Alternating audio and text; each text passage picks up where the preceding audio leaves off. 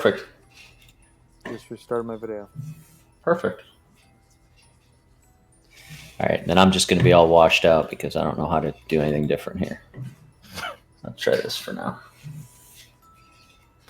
You trying to turn down your monitor, Dan? Yeah, just so it's not blinding me. Yeah, I don't want to fuck with it too much. Okay.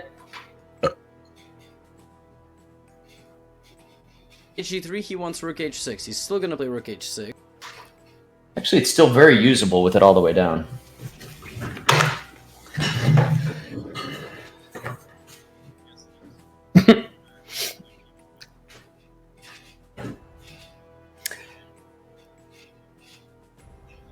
All right. You guys ready? You want to do a recap, or do you guys remember everything that happened 7 weeks ago, the last time we played?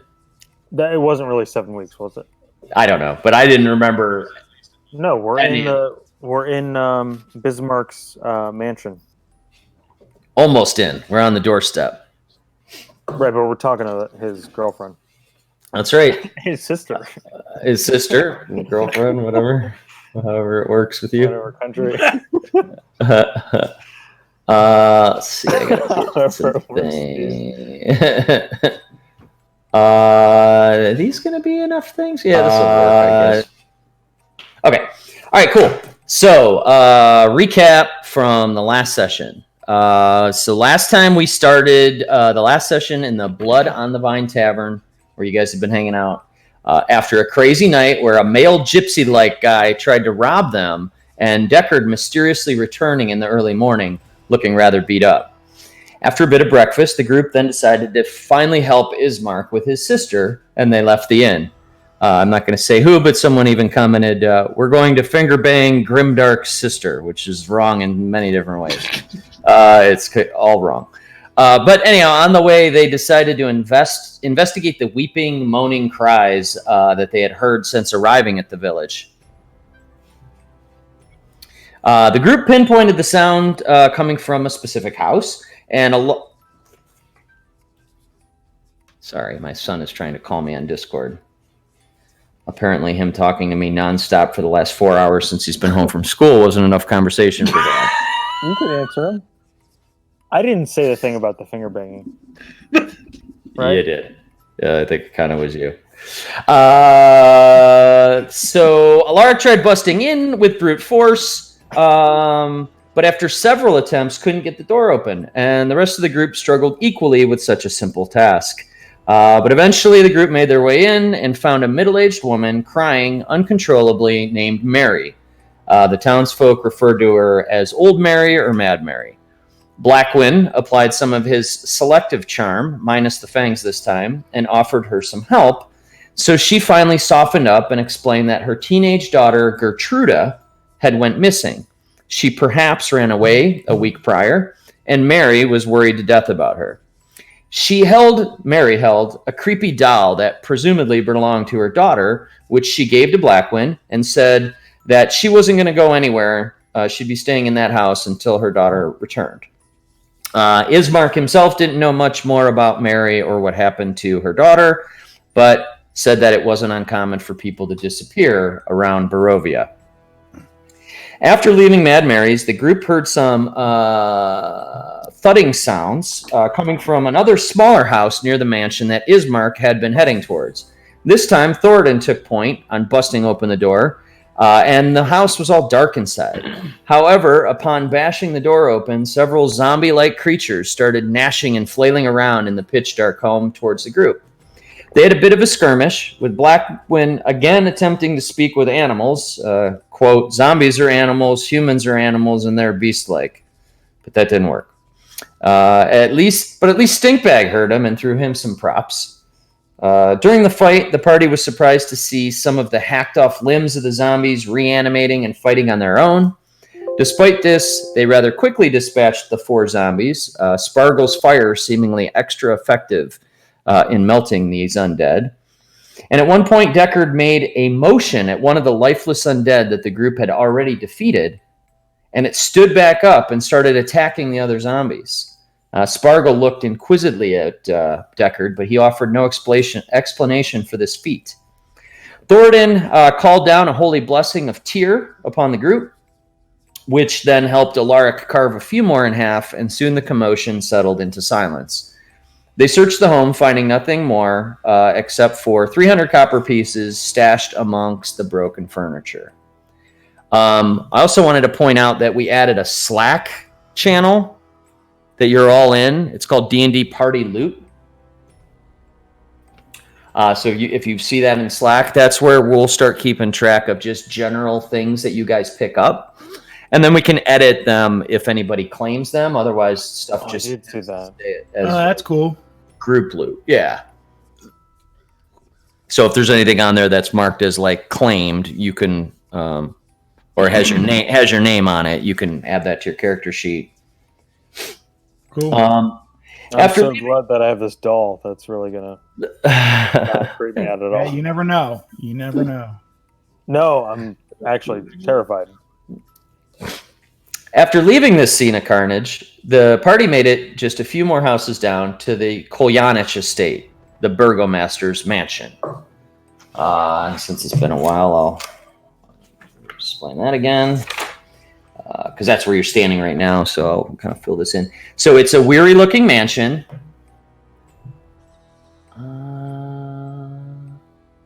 I thought I had a picture of it. Oh, here we go. Yeah. A weary-looking mansion squats behind a rusting iron fence. The iron gates are twisted and torn. The right gate lies cast aside, while the left swings lazily in the wind. The stuttering squeal and clang of the gate repeats with mindless precision. Weeds choke the grounds and press with menace upon the house itself. Yet, against the walls, the growth has been tramped down to create a path all about the domain. Heavy claw markings have stripped the once beautiful finish off the walls. Great black marks tell of the fires that have assailed the mansion. Not a pane nor a shard of glass stands in any window. All the windows are barred with planks, each one marked with stains of ill omen. I'm glad there's a sign to tell us not to sit on that fence. Because it really looks inviting. You were tempted to just kind of chill out there. Ismark approached the door, and the group was greeted by the most beautiful woman, Ismark's sister, Irina. She mentioned to Ismark that she wants to first, quote-unquote, take care of father, but invited the group to enter the home. It is now late afternoon on the 4th day since arriving in Barovia, and you're standing on the doorstep of the Kolyanich estate. It's starting to get to be late afternoon, so it's like darker than it was earlier. It's darker than it would be even for this time of day, and you notice that there's some black clouds rolling in. The air is getting a little bit cooler. There's some flashes of lightning, so it's getting to be a little bit of a storm, which has been, and it's been storming here more than it hasn't in Barovia. So yeah, let me get you to the right map here. What time of the day did you say it was, Dan? I'm sorry. It's like late afternoon. Okay. And you guys see that map now and see where your little marker is by the burgomaster's mansion? Yeah, so we're in the south of the town. Yeah, do you see the red marker? Yeah, so that's what we just saw the picture of, right? Yes, that's the house. That's where you're at. And Ismark wanted us to take his sister to, was it to Valaki or whatever it was, or Valaki? Yeah, he's mentioned that a couple times, that he wants to get her out of the village of Barovia.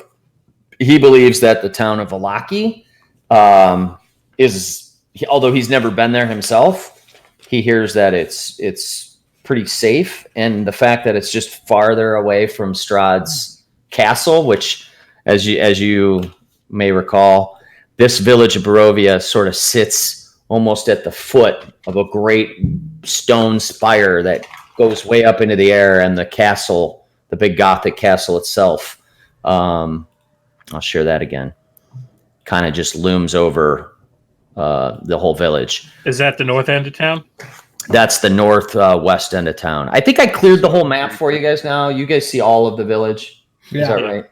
Even though you haven't been through all of the village, you know the lay of where things are enough to, that you can see this.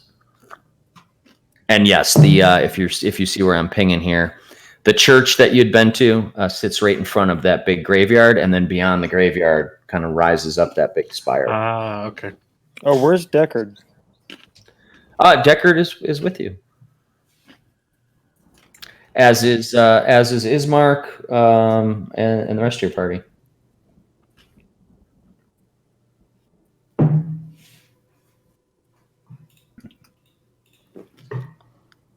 Okay.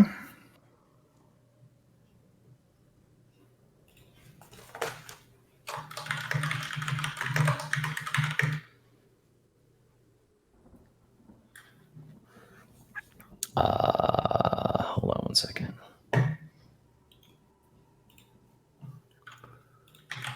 Sorry, I gotta check a thing.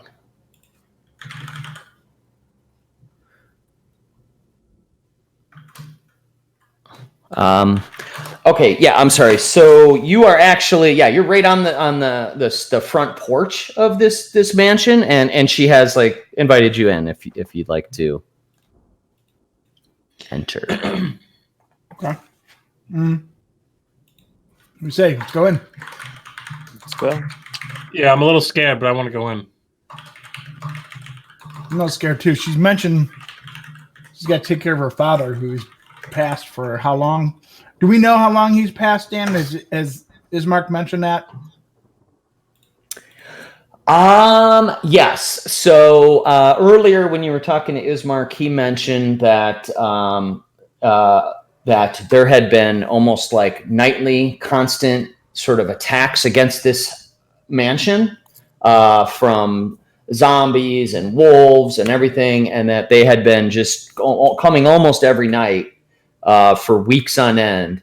And it was just a few days ago. He died 3 days ago.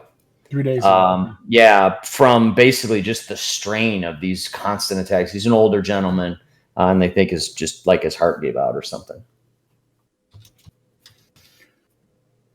That's scary. Okay. So Irina, standing there after talking to Ismark, and you guys kind of went back and forth, and he vouched for you. She says, yes, please, you guys can come in if you want.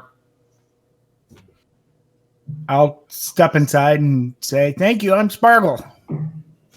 Okay, she looks down and she goes, "Oh, you're an adult. I'm sorry. I thought you belonged to. Welcome. And that fella's rather large, and she's looking at Alaric.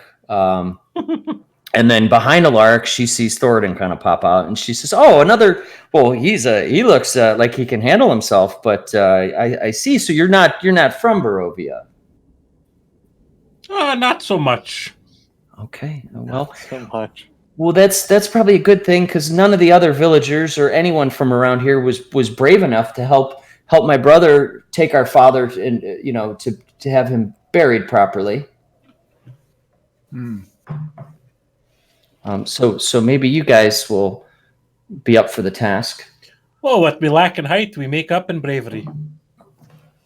That's great to hear. There's not many people brave around here. Just my brother. And Ismark is just kind of smiling and looking at you guys, and he's like, yeah, well, they've been kind of holding their own.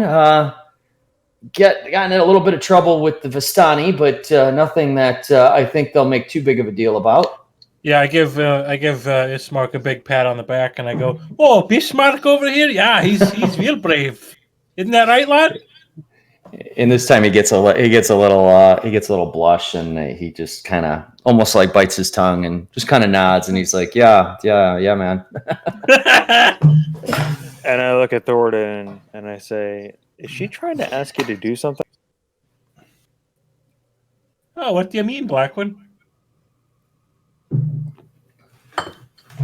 I mean, didn't she just mention her father needing to be buried? Oh yeah, we could bury him. They say dwarves can dig better than anyone.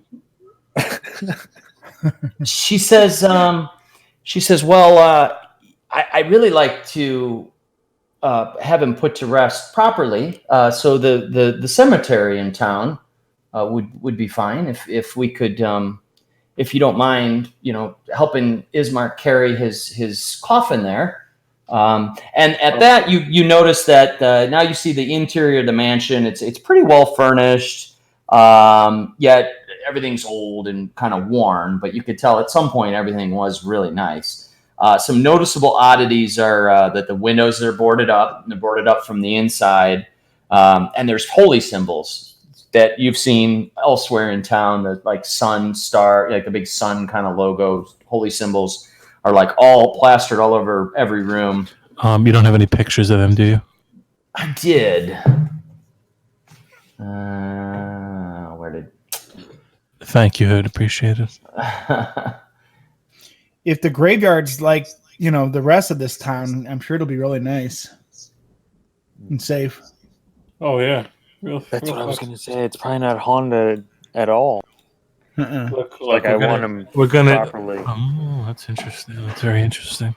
properly buried in the haunted graveyard. Look, we're gonna dig the hole and we're just gonna fucking throw him in and leave.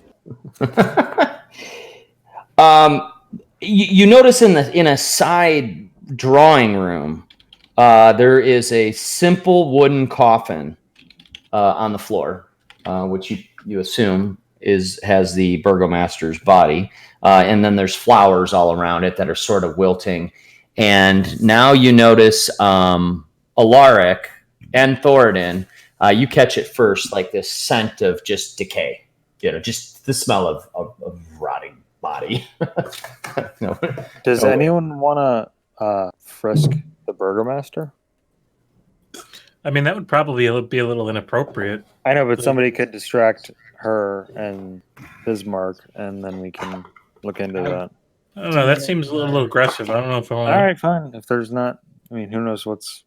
Well, I mean, let's think about maybe a very conniving way to do it. I don't want to just be like, hey, stop and frisk. Maybe we can. Yeah, no, I'm not saying. Hey, Is your dead dad got anything good on him? Your Kirkus, dead guys- dad gonna be useful, you fucking asshole. Is that good?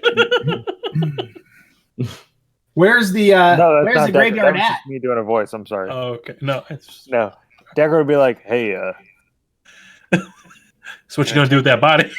you don't mind meeting my friends here? Take a crossbow and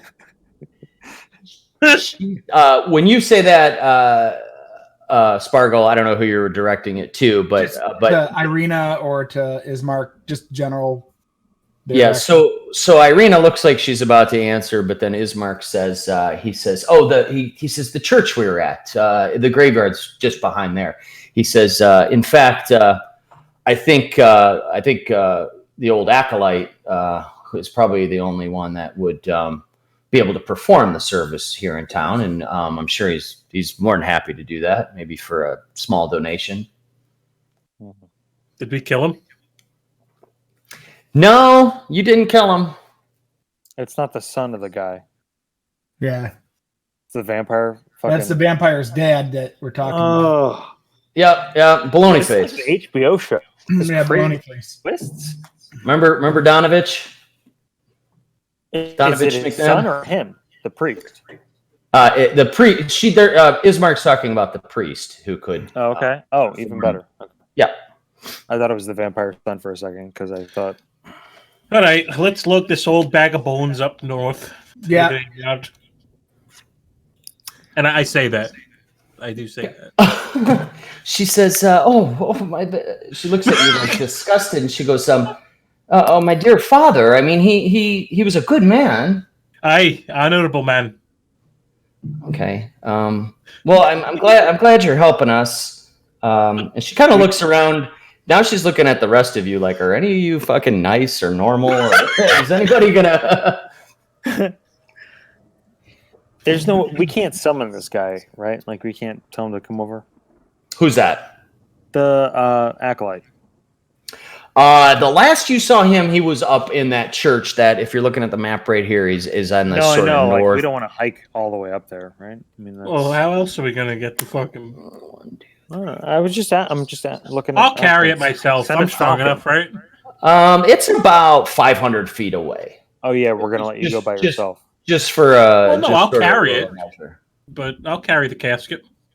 Yeah, the casket weighs about 300 pounds total with the body and everything that's in it. We can more than handle that. Thornton could probably. I could we're probably. all I could gonna probably do do it. that. Yeah. What is carrying weight? I don't know how much help I'll be. Ismark walks over to the casket, which was- Alaric and Thornton. and he Which, so- puts the lid on it.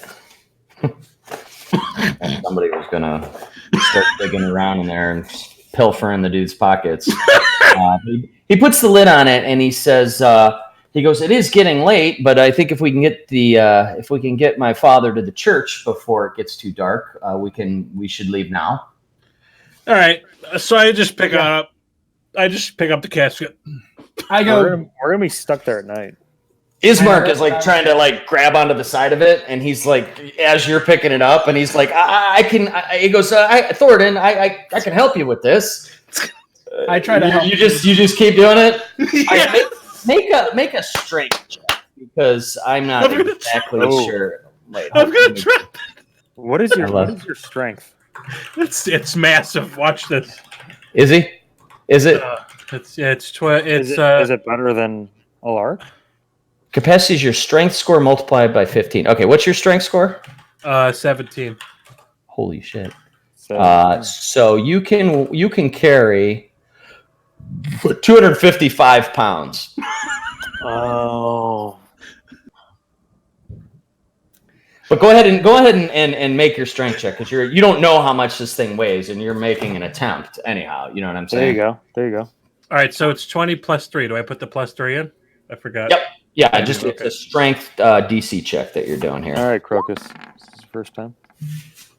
20. Okay, you're lucky. I was gonna. That thing was gonna like fall on the ground and spill out old man Burgomaster if you rolled a natural one. That's And what I then all wanted. his treasures were gonna spill out of his pockets. Like there was a Black was like picking up all the shit. So Thornton walks over as Ismark puts the lid on and he gets to the one side and he's starting to pick it up and Thornton's like, "I got this, boy," and throws it on over his shoulder and you lift it up and you got this whole thing up and you see Irina look at you with like a mixture of like horror and admiration. Perfect. Like, the little dude's stronger than I thought, but why the fuck is he picking this up by himself? Yeah, why? So- What are you doing?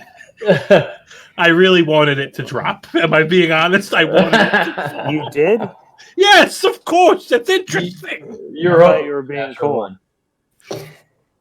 So you managed to lift it up off the ground and kind of get it like over like you're carrying a cement bag, right? And you got this like big coffin. It's it's a good 7 feet long, so you're just kind of balancing up on your shoulder. Was he And at fucking that- Sean Bradley? How tall is this guy? Well, he's got some need a little bit of room for the whatever.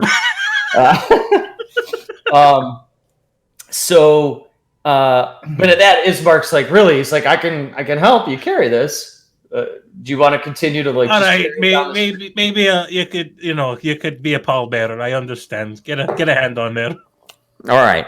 So he does. And I don't know if anybody else wants to assist. I'll help. I With think my that's little- okay. I Yeah. want to watch this. Massive You're gonna strength. be under there like this. All right. Do So a height check. Thornton's like carrying all the weight of this thing, kind of almost like he's just kind of like got this one like stocky ass arm around the top of it, and then Ismark's behind, and Spargle's like almost like underneath, just like artificially like supporting its weight, just kind of like holding it. You almost a couple times you think Spargle's feet are off the ground, and he's actually just dangling from it as the other two are carrying it. But Irina says, she looks outside and she looks at the clouds rolling in, and she says, well, if we make haste, we can get to the church, I think, before the rain. And she starts walking down the street. Okay. Everybody All right. gonna follow? Start I running. follow her. Okay. All right. Again, the rain is coming in, or the clouds and the oh shit. Sorry, I'm moving things around here. Yeah. So you kind of make it. I'll just draw a little thing. Make it this way, all the way to the church. Pretty uneventful. It's only, again, 500 feet. Takes you about 15 minutes or so lugging this thing down to make it to the church. And this is the church that you've been at before, so it's familiar to everybody. Atop a slight rise against the roots of the pillar stone that support Castle Ravenloft stands a gray, sagging edifice of stone and wood. This church has obviously weathered the assaults of evil for centuries on end and is worn and weary. A bell tower rises towards the back, and flickering light shines through the holes in the shingled roof. The rafters strain feebly against their load. And then you notice again, as you did the last time, that the doors of the church are covered with claw marks and are scarred with fire. Okay, hold on a second. So this is where we came from. So I want to make sure. all right, since I'm not okay. helping much with the carrying of the thing, I'll just go up and I'll bash the door. Okay. The door is there's barely a door there. There's just that frame and everything's all rotted apart. I think the last time you guys were here, you kind of like busted open a big chunk of the door. But you kind of you walk up and just kind of give a courtesy sort of knock or acknowledgement. And you hear a muffled sort of praying or chanting going on, which you recognize to be Donovich. And he hears you and walks up to the front door, and he sees you and he says, "Oh," he goes, "Well, you're back. Why are you back? What are you here to do now?" And he looks really nervous and apprehensive. He goes, "I told you to leave my son alone. There's nothing more for you here." Hey, listen, Ray Donovan. We have to bury a body here, and you should honor that. Donovan. So he sees you, Thoradin, specifically, and now he starts really kind of cowering. As you start talking, he almost kind of like jumps back, remembering the sort of brutality that you showed him the first time around. Did I pay on him? Did I? You tackled him, I think, and then you smashed your face through the floor. And okay, that situation. Got it. Right. Yeah, that Peed a little bit. probably peed on him. But he says a burial, and then he looks, and then he peeks his head around the corner, and he makes eye contact with Irina, and he says, I wondered when you would come. Oh, He looks up at the sky, and he says, he goes, I really, I don't want you all here, but we should lay the great burgomaster to rest. Unfortunately, it's too late this evening. I insist that we do it at dawn. I refuse to go into the graveyard after this time of night. You listen to me, lad. You're going to get your little chicken ass back there, and you're going to unlock the door, and we're going to bury this body here for sugar tits. You got it, lad?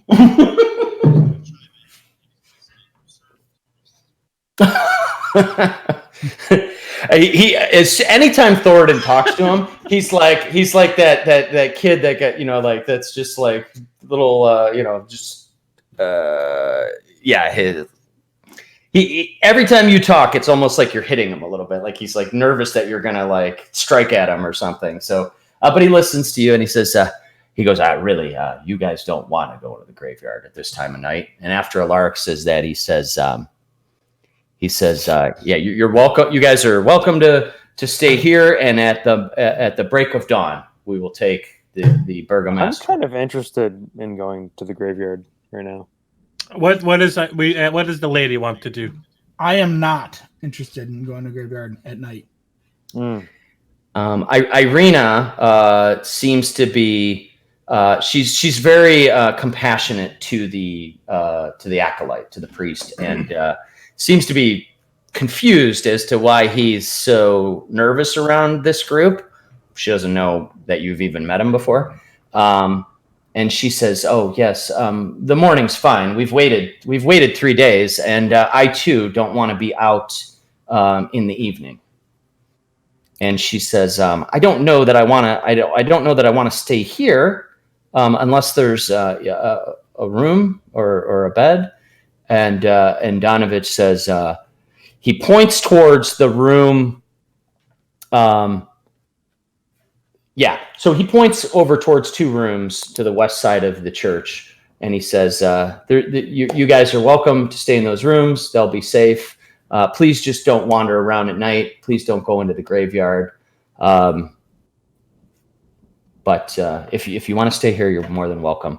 Why don't you bring the body into the chapel though, so it doesn't get any wetter? And you guys realize you're now standing on the front porch. Ismark and Irina go in, and they follow Donovich into what would be the sort of chapel area, and the rest of you are standing out on the front porch. I'll move in. But why stay though if it's 500 feet back to their place? I wonder Should too. we just go home? I think it's How gonna much rain time is soon. it? How long would it take for us to get back? You think was it like a 15-minute walk, a half-hour walk? How long did it take us to get there about from there? Oh, 15 minutes, but that was only because you were carrying the box. It's only a 5-minute walk. So it's not nighttime.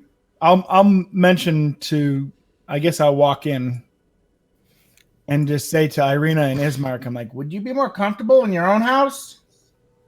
Yeah, like we can get them back there. Like, why stay in this fucking creepy? There's some scary stuff around here. Irina says, ironically, I would be safer not at my own house. That's been sort of the focal point of the nightly attacks.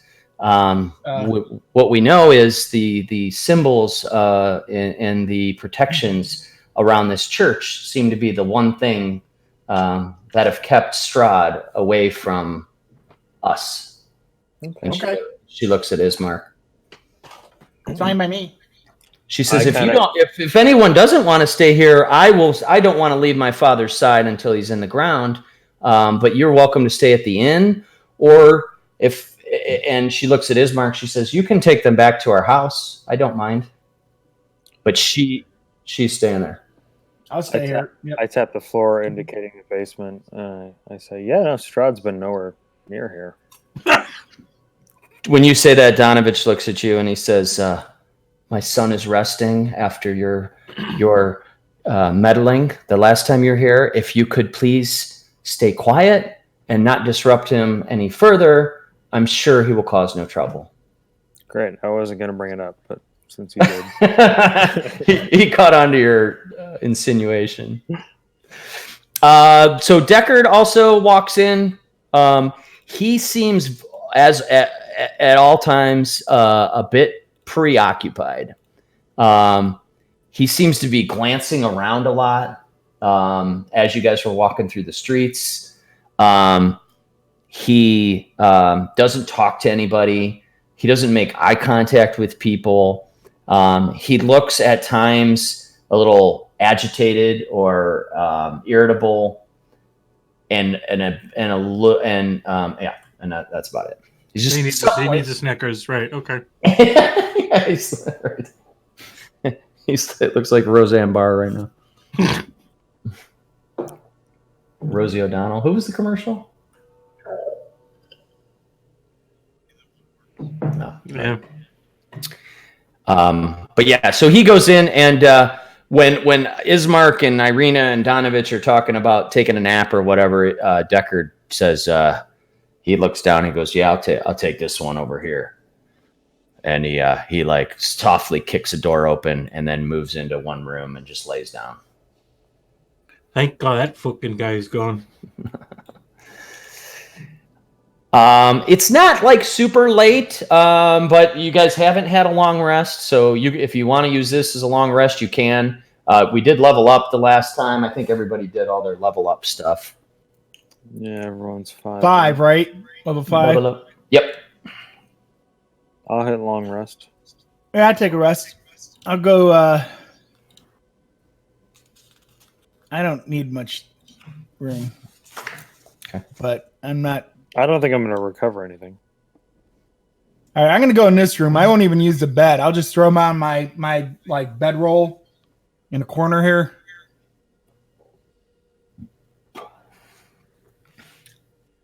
Cool.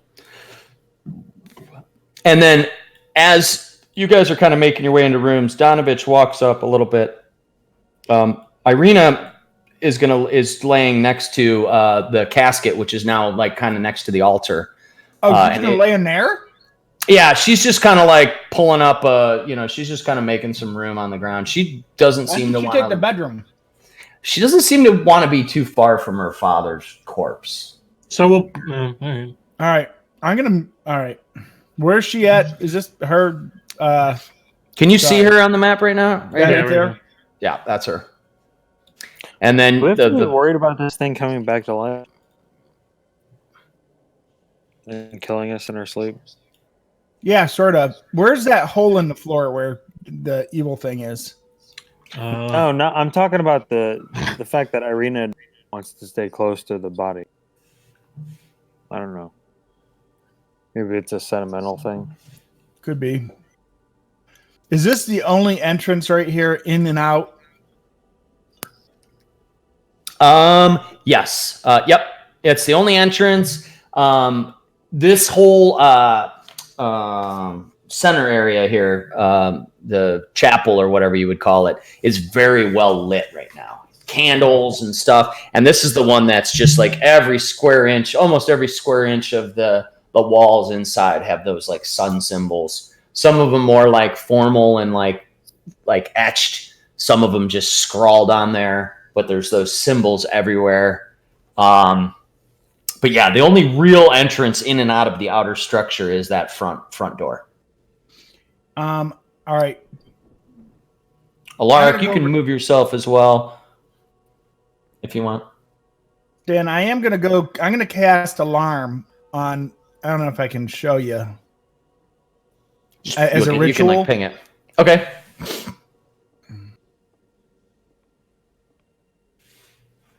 Okay, so as a ritual, that means it just takes you a little bit longer to It cast? takes me about 10 minutes to cast it. Okay, it's no problem.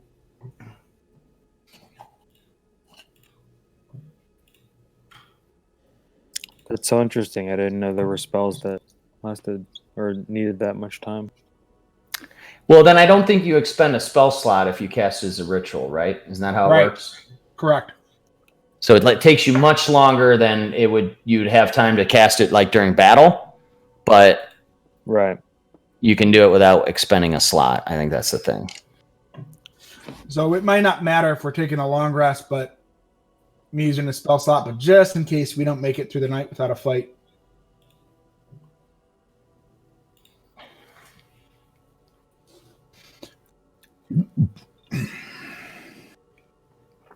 Okay. Where'd everybody else go? How come I only see Deckard? Oh, you guys are there. You- Never mind. You see everybody on the map? Yeah, I do now. Okay. All right. So,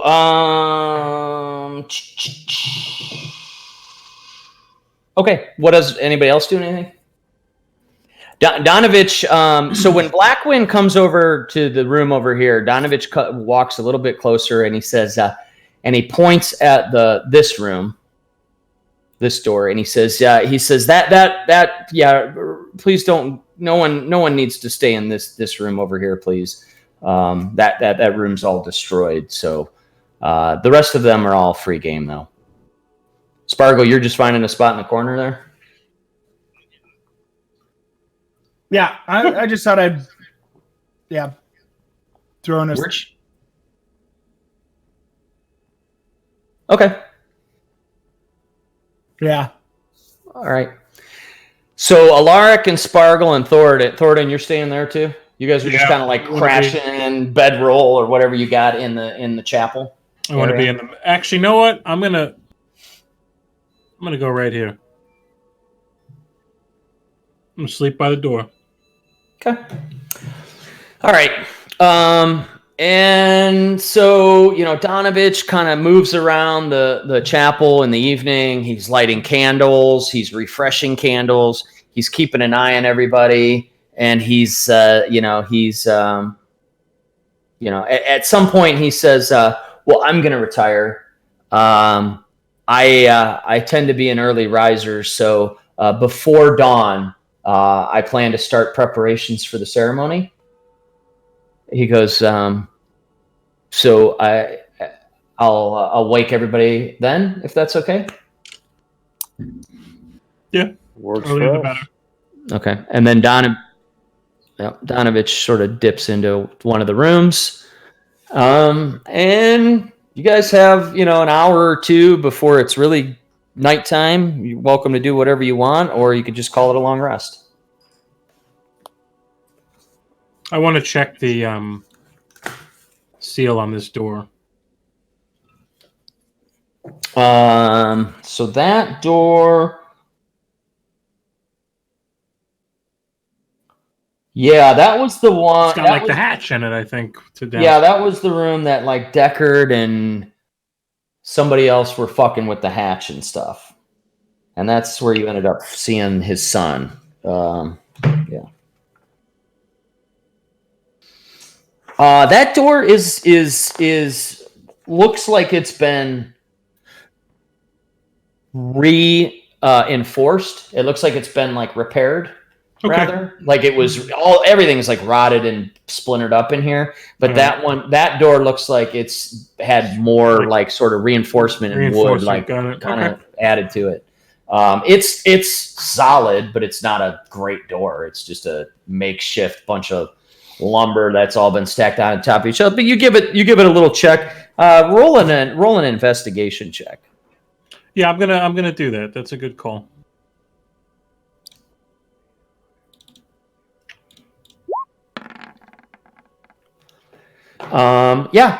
You think that the door itself is sound in that it would take a typical amount of strength or whatever to bust it open. It's not anything that's the door has integrity. Nice roll. Thanks, man. I'm wasting all my good rolls on stupid stuff. Yeah. That's okay. Next time, don't forget, I have guidance. So Thoradin, as you're sort of checking out that door, you guys, everyone starts to hear this ringing sound. Oh, it's just emanating right above your head, and it sounds just like a bell, ding ding ding ding ding ding ding ding ding, ding. And it's not stopping. It's ding ding ding ding. Spargle, it's your alarm spell is going off. Oh, good. Oh, when was this? How much time's passed?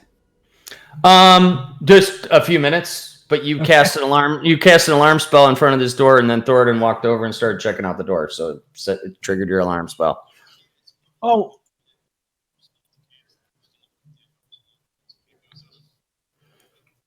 Wait.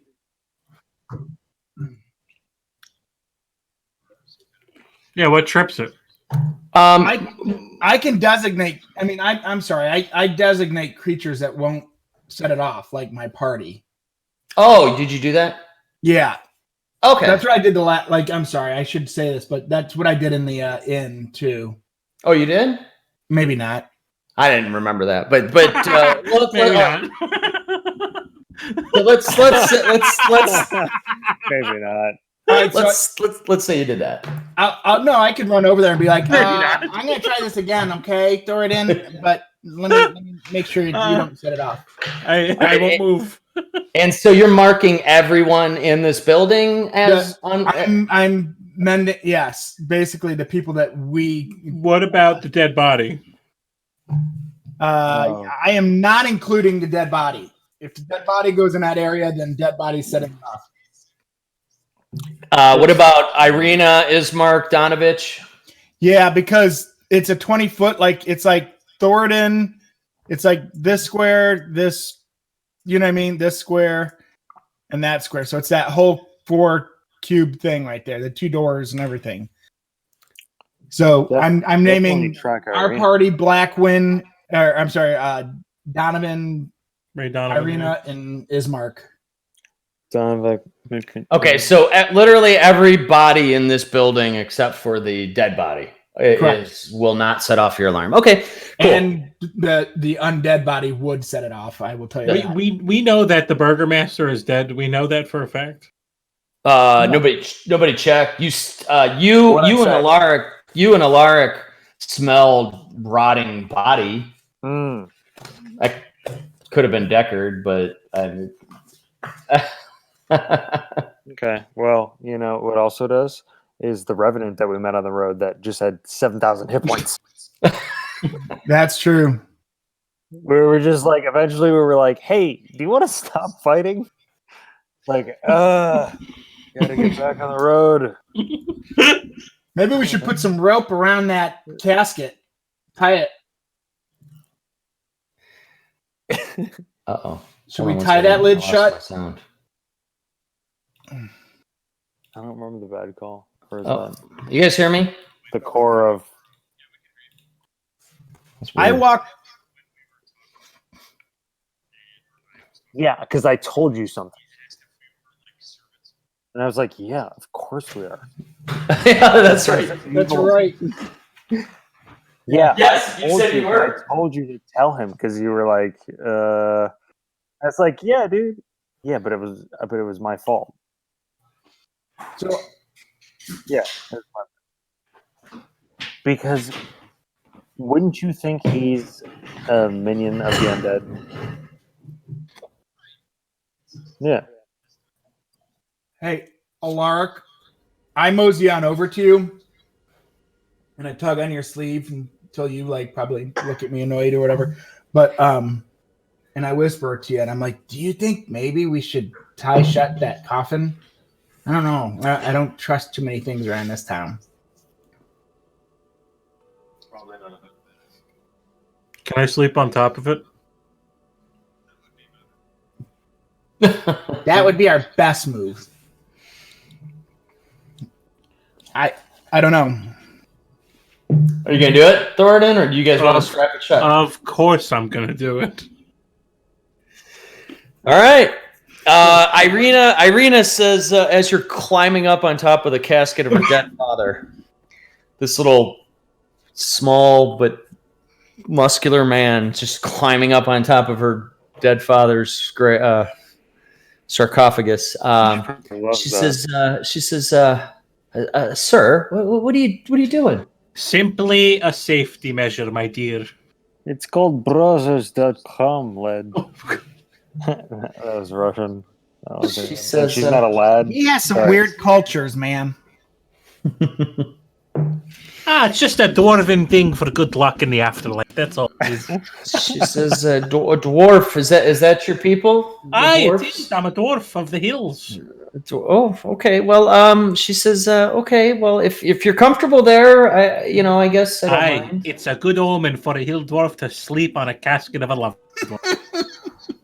She looks confused but appreciative for a second. give you guys Hey, make a deception check. Oh shit! You prick. Yeah, right. Luck runs out. Oh, all right, not bad. Okay. Not bad. All right, hold on one second. That's what she rolled too. So I got to see if she. Oh no, tie goes to the runner. Oh yeah. Do you have any plus or minus to deception? It's a 2 plus 2. Oh, plus 2. Yeah. Do you have a bonus? Yeah, plus 2. Well, Oh, that was with the plus put that 2. in your roll. He rolled 14 plus 2.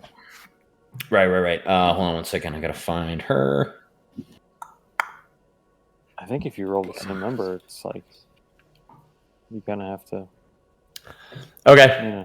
All right, you're good. So she looks at you a little suspicious because I don't know if she saw you like winking or she just isn't sure. But she's like, oh, okay. Well, I mean, you guys are helping me with father, so okay. And then she kind of lays her head back down, and you're now laying on top of the sarcophagus. It's not very comfortable, but that's what you're doing. Anybody else doing anything before nightfall, sleeping? Is anybody? So, Spargo, you've got an alarm spell cast. Is anybody else doing any kind of watch or protection or setting anything up before That's bite? what I'm I get looking at. kind of lonely in my room, and I just kind of come out here and like lay down on a pile of splinters. Yeah, that room that you were in was like an office. That was where Yeah. there was a desk, and you found that empty inkwell last time that you put your blood in to give to his son. Yeah. That God. was the I don't room where remember that. you made all those good You don't remember decisions. Yeah, we fed the vampire thrall son of the priest. Oh, that's blood right. We We don't remember the Thanks. American 'Cause he- Psycho homoerotic. because he asked for it. Because he asked for. Right. We're a bunch Honey, of why did you give that man your blood? He asked for it. What's the problem? But you did learn from him that he was part of a raid against Count Strahd about a year ago.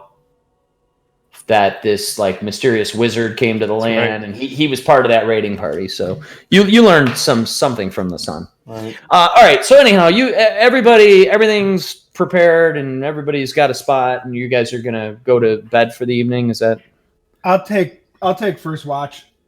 okay? So you are gonna take a watch. Yeah, don't you think we should, guys? No. No.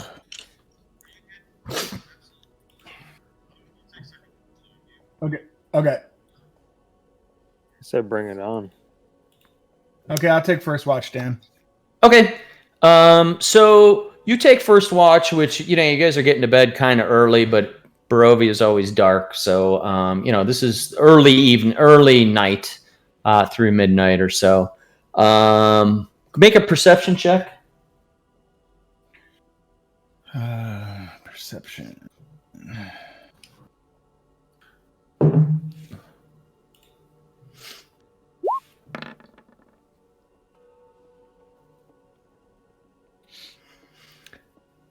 $15. 15. Okay. So you through your sort of shift, everybody falls asleep. The candlelight keeps going. It's almost got like kind of a warm feeling in the chapel that you're in. You're sitting very center to it. You're paying attention to your alarm going off, and you don't really. It's actually very quiet. Thoradin starts snoring atop of the sarcophagus that he's on. I fart ass to wood on the ass to ass to casket. Nice little reverberation there. Yeah, you Yeah. get some good. Good acoustics. But yeah, nothing. What does Irina think of that? She didn't wake up. Irina is actually sleeping very soundly. Spargle, you do start to hear a bit of a restlessness or it's like like someone tossing and turning and grunting. Oh, it's Decker. And it is Decker, and it's coming from his room. They clearly have a plan. He's having a dream about twins, about twin boys.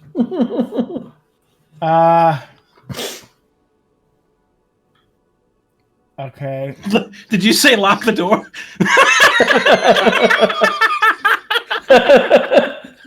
That's really funny. Let him.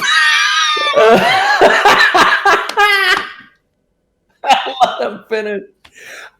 I love that we're playing like a horror-oriented campaign with Adam, who hates all of this kind of shit. So it's so good. He's just like, "Fuck this! I don't want to have anything to do with anything creepy." Are you scared, Adam?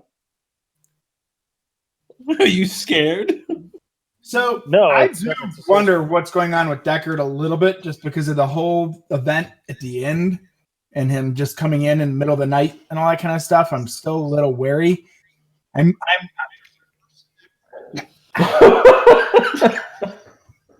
don't know. I don't think in all the crazy. He's got that little giraffe from the Crocus household. He's got it bent on. All right. So,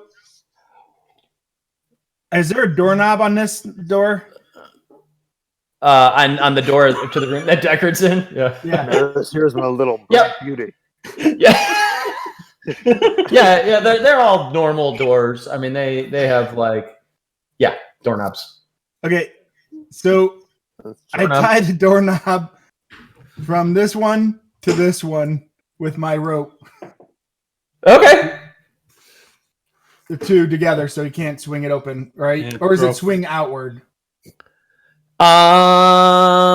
It swings inward Okay. because these are So- like interior bedroom doors. They don't swing into the hallway; they swing out of the hallways. Throw a So fucking not- match in there. All right. So that's what I'm doing. I'm tying it, like a line from doorknob to doorknob. Okay, you have that. You have some rope or something. I have silk rope, 50 foot, and then I'm standing here just kind of keeping an eye. I'm still on my watch, but I moved over so I can just kind of keep an eye on it. I'm wary. I'm a little freaked Okay. out by Deckard lately. Lately, Well, All right, roll a dexterity check for the sort of accuracy of that knot. okay, dexterity. Yep. That's my dexterity. Okay. And the whole while you're tying this silk rope around the two doorknobs, Ooh. you continue to hear the same thing. It isn't changing. It just seems to be, for lack of a better word, if you've had if you've ever, my Rhodey doesn't do this, but I've had like dogs that are just in their sleep. They're just, they're just like twitching around and stuff like River. What'd I say, Rhodey? Yeah. Well, Rhodey used to do that. River doesn't. So yeah, it's just that sort of like just kind of yelping and grunting. And yeah, it's just a restlessness, but it's very audible and very frustrated sounding. Okay. So instead of trying to help Deckard or see what's wrong with him, you decide to tie a rope from his room to the other room, securing him in there with his misery for the evening. That's right. And so you do continue to hear that though, as your night goes on, but with the rope secured, you feel pretty good about how you tied the rope. You didn't want to fuck with it too much because you were worried about waking him or others. And then you go and finish your shift.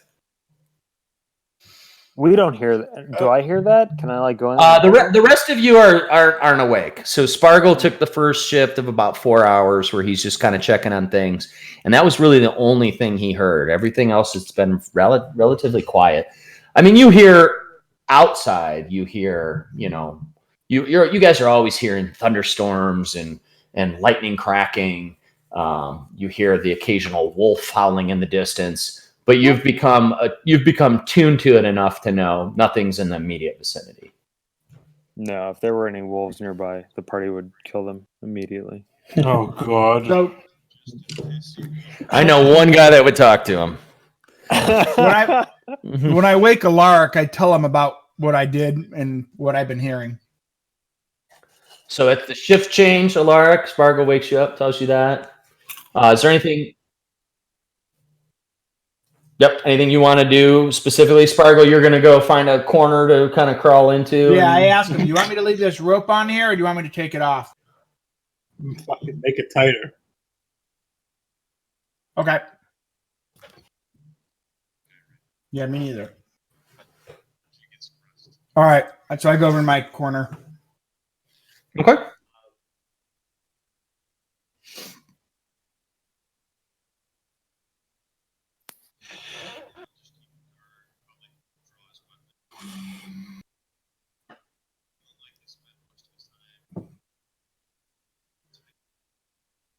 Yep. Is that her name though, Thornton? She's laying right next to the casket. Above the casket, you see Thornton just. Yeah, she's sleeping soundly. Her bosom moves up and down as the moonlight gleams. All right, I'm not doing that. No, she looks actually very peaceful, almost like she hasn't had a restful night's sleep in a very long time, and maybe Did she just into some evening wear? being surrounded by a bunch of Crochet. yeah. Being surrounded by like other people and maybe away from her home and maybe the fact that she's finally gotten her father moved along. She seems like someone who has just finally gotten a chance to rest.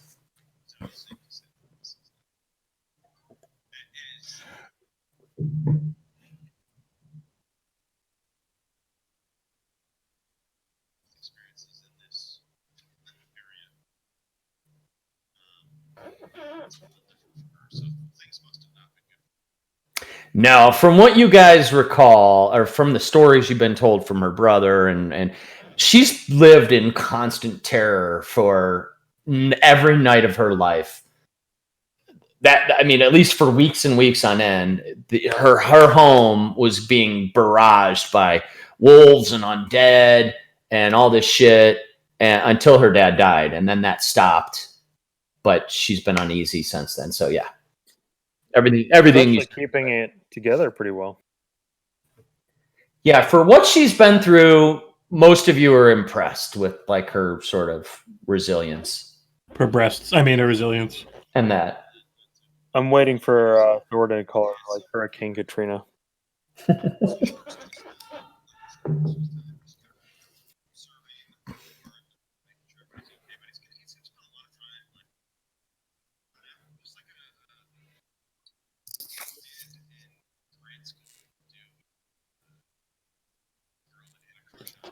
Oh, it's adorable. Like never do the monkey bars.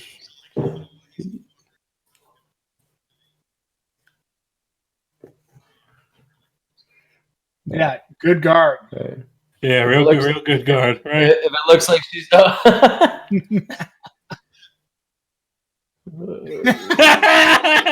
the casket.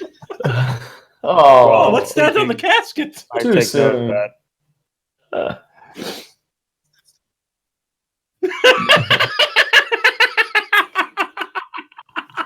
Did you just come up with that? Thanks for ruining all of the toaster strudels I'll ever eat again. Yeah, no doubt. Wait, One you of my really just came up with favorite that just now? all-time foods ever. That's really good. Actually. Ooh, toaster strudels. I love toaster strudels. I do too. So you're doing a really good job of just sort of just kind of like doing a rotation right. Okay. Oh, No, you can't retcon shit. That happened. All right. All right. Irina saw. At about so you kind of do a couple rounds through the whole church, kind of check the rope a couple times on the door that is securing Deckard.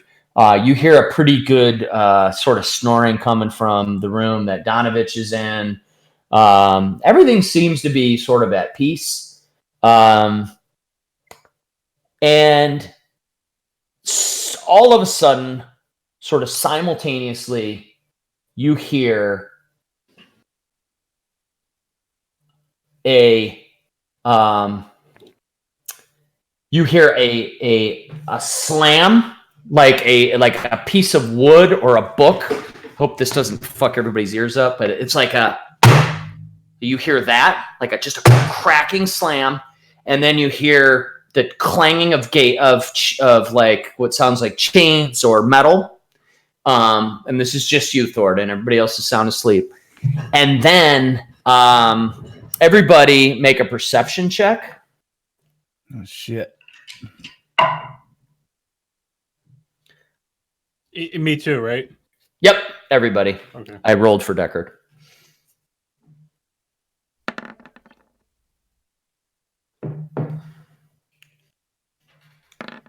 Not great.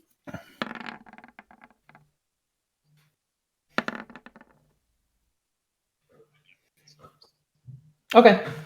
So Alaric hears this because he's awake, and Thoradin, it awakes you. You also hear that same ringing, that ding ding ding ding ding ding ding ding ding ding ding ding ding ding, coming from the entryway. So you pop up, Thoradin, and you're sitting on top of the sarcophagus, and you look down, and Irina is sound asleep, sleeping peacefully. Ismark is as well.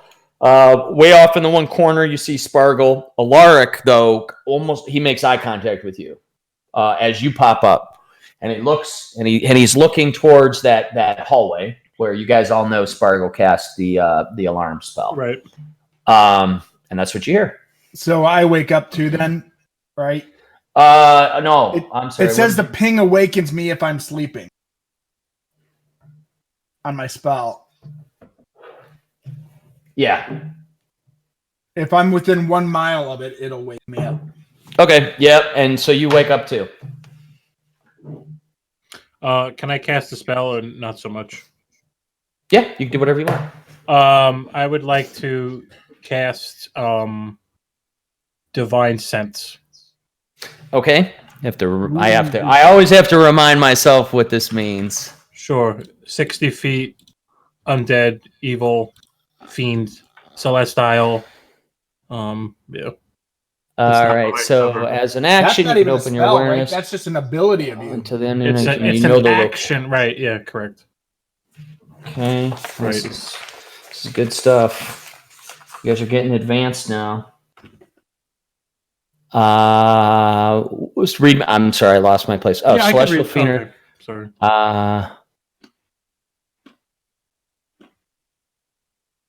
Within the same radius, you detect the presence or place. You can just. So I have line of sight on this whole chapel except those 4 rooms. And I'm within range. Oh, all right, this is pretty clutch. All right, so Thoradin pops up and he sees Alaric and Thoradin and Spargle all kind of like are looking at each other because they hear this ringing now. And Alaric, now you were the only one that heard the other sounds that preceded the ringing, which was the slam and then the sounds of chains and stuff. But Thoradin pops up and starts, he kind of like puts his hands together and you see his eyes like sort of like a glow kind of like come out of his forehead as he's just kind of like with his eyes closed, his forehead and this part of his face is sort of glowing and he's looking around and then he looks up to the ceiling and he opens his eyes. So that's what the rest of you see. Thoradin, what you see is... Oh, God. Your old friend, the sun vampire Doru of Donovich, clinging from cleaning Oh, like okay. a fucking spider monkey, Right Bring it on, you little bitch. right over your head, Crush ya. and he's looking down like with one hand from the rafters, and he's looking down at Irina. Oh, no, we Oh, don't. fuck. And Is this 'cause I fed him blood? you can speculate that maybe gave him some of his superhuman strength did that he he get needed out? to. Good. What time? I'm never helping anyone again. Next dog I see, I'm John Wicking it. I don't care. Oh, spoiler alert. So you look up and you see that's what you see. And I'm gonna say that you, Thoradin, Alaric, and Spargle roll initiative. Okay.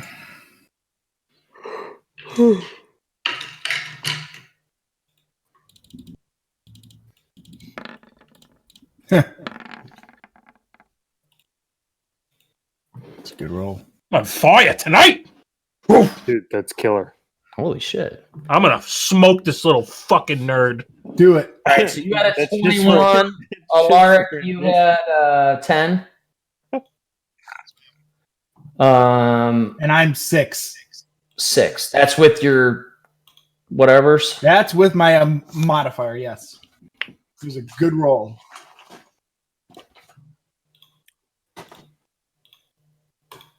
Good roll. Okay, so Thoradin, you use your divine sense. You look up, you see this vampire child guy hanging from the ceiling, staring down at you. When you look up, he realizes that you've spotted him or whatever, and he just kind of snarls. He just kind of shows his fangs. Yeah, I don't And miss a beat. I don't miss a Your beat. turn. I draw my weapon and I say, "You bring it, you little shit. You ain't taking this door for the pretty lady." That would wake me up, wouldn't it? So you guys will wake up and get a turn, and you're in the turn order. But it'll be a second. Once the commotion kind of kicks up and Thoradin's screaming at him, you wake up. Hey, Alar. You know who's not going to get a turn? Because of my master plan?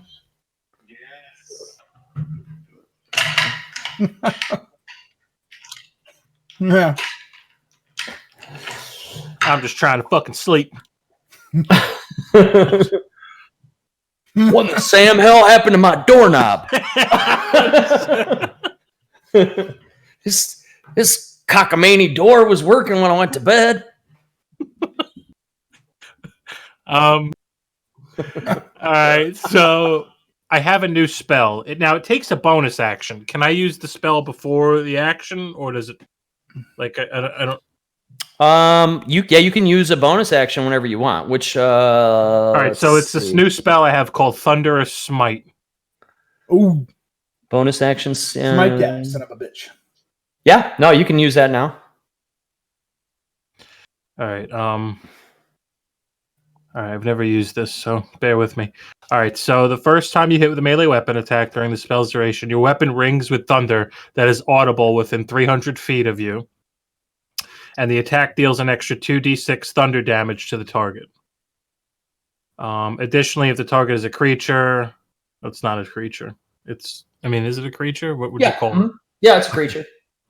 If it's a creature, it must succeed on a strength saving throw or be pushed 10 feet away from you and knocked prone. So I'm on top of this casket, and I'm gonna attack this fucker. Okay, so just for clarification, this is a tall chapel, okay, and he is literally hanging from the ceiling. No, he's hanging from the rafters above you. He's about he's a good like 20 feet above you right now. Okay, now that I know that. Sorry, I should have clarified. No, that's okay. Is he considered a humanoid? Uh-huh. So if I use hold person, choose a humanoid that you can see within range. The target must succeed on a wisdom saving throw or be paralyzed for the duration. If that works, will he fall? I'm gonna say yes, because I think the paralyzed condition. Let me double check it, but I think that condition,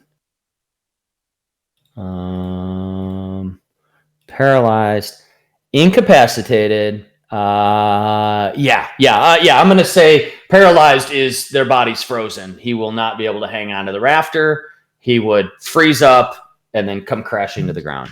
Killer All right, move. so I'm going to cast one of those. You have to make a wisdom saving throw, I guess. Yep. Okay.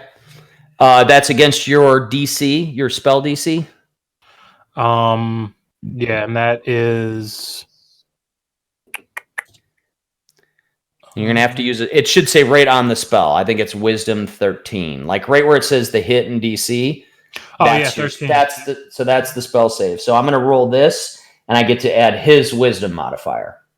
Okay, and I'm just trying to get a 13 or better. Got it.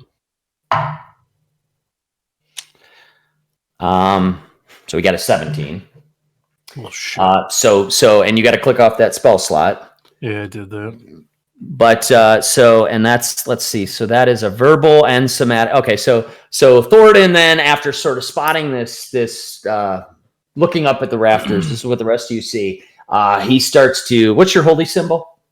Do you have a holy symbol? Do you have or is it on your in my bag? It's Is it a thing you carry, or is it on your sword? Or it's a holy symbol. It's just his holy symbol. I don't know what it is. It's So make some shit up. I don't know, what is it? Oh yeah, so it's a bust. It's a face of a dwarf with a big golden beard, and it's got like glowing behind it. It's got like light beams coming out, and the eyes are just clear like on a sculpture. There's no pupils, and it looks very holy. And it's like a little medallion, that kind of thing? Yeah, it's like a medallion. It's a golden medallion that I wear around my neck. So like I clutch it as I do this. Did you just come up with that? Right. Yeah.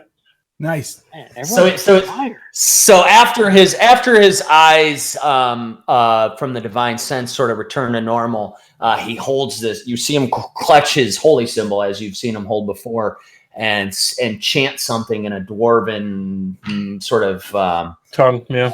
What does it sound like, Matt? The dwarven tongue. It's I don't know. Better than I would have done. That's all I want. Thank you. So you see that, and now Spargle and Alaric, you are now looking up at the rafters and have also spotted the vampire up there, and you see him start to like Exorcist style, sort of like shake his head, and like kind of snarl even more as he's hearing this holy sort of language. But he holds on to the rafters. This vampire. I can't try and grapple him, right? How high up is he? No, you got to be able to reach him or get to him to grapple him. So that was also your action, casting hold person. That was my action, right? Yeah. So you can move at this point, or I think that's pretty much your turn.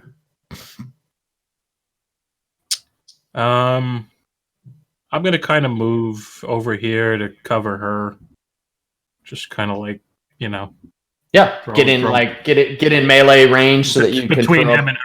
Yeah. Yeah.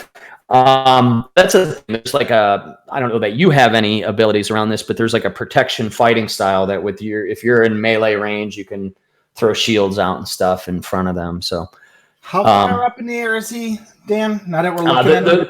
The top of this chapel area, the whole big room that you're in, is about 20 feet tall, and it's just big rafters across the top. Okay. So think of it like a typical church where all the pews and stuff are, and you're kind of looking up, and it's that kind of building. Gotcha. So after Thoradin kind of chants that and shifts off to the side and seems to be sort of like putting himself between Irina and this vampire, the Doru looks down at you and then pounces on you from the ceiling, Thoradin. He lets himself drop down literally right on top of you.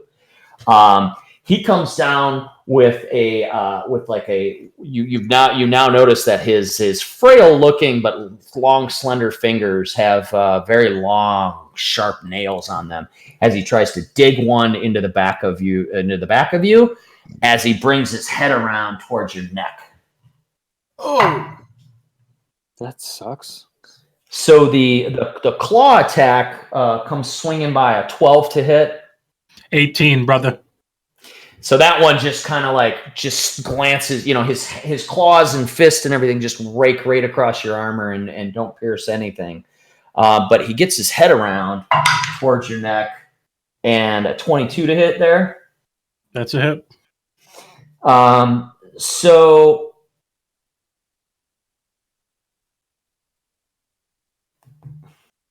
okay. So you feel, holy shit. So you feel the teeth sort of sink into your neck after that, and it hurts. Oh, I need a fucking tetanus shot. He hits you for 6 damage. So you take 6 physical damage. Got it. And then you take another 3 necrotic damage. Is that like poison or is it necrotic? That's like death. That's like decay and death. Yeah. So you suddenly feel this coldness and this just like you feel your skin almost like your muscles and your skin starting to like almost like tighten and decay around the points where the teeth went in. Your maximum hit points are also reduced by that 3. Permanently? Interesting. No. Until you long rest. Oh, that's horse shit. How do I change the... Oh, I see. I got it. I feel responsible for this creature. Oh, whoops. I made a boo-boo. I think I got it. I thought I was doing the right thing. I got it. I fixed it. How'd you do that? Is that override max thing? Yeah, I did that override. I'll probably forget to change it, but it's all right. I mean, I didn't override it, everyone. Did I? What's that? Remember how it went? When I gave the guy my blood. Oh, no. That's not your fault. Adam's trying to blame it on me. I thought it was the right thing to do. He doesn't have my blood. And then after that, he kind of pops his head back up. He's got his hand on your chest. You're now kind of like you're not prone, but you're kind of like locked up with him. You're not grappled or prone, but you're just literally in the same space as him, as he's just sort of like standing right over you, and he pulls his claw back up to strike you again, Thornton. Alaric, it's your turn, and you saw all this just sort of happen right in front of you. I'm gonna grab a beer while I'm listening to you though, so go for it.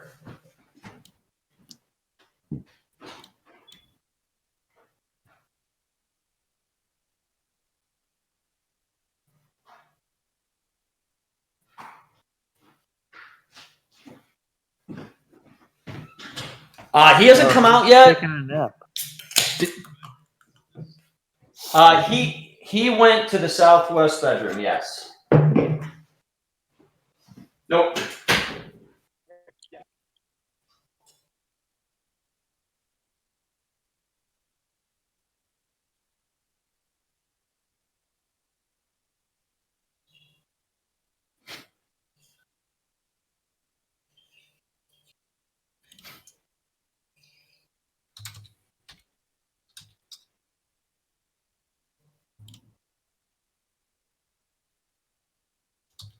All right, let's hear the battle cry. What's he saying?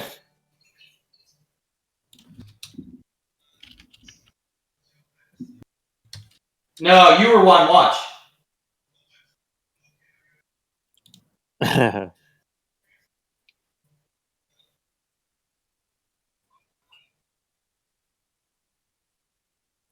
Yeah.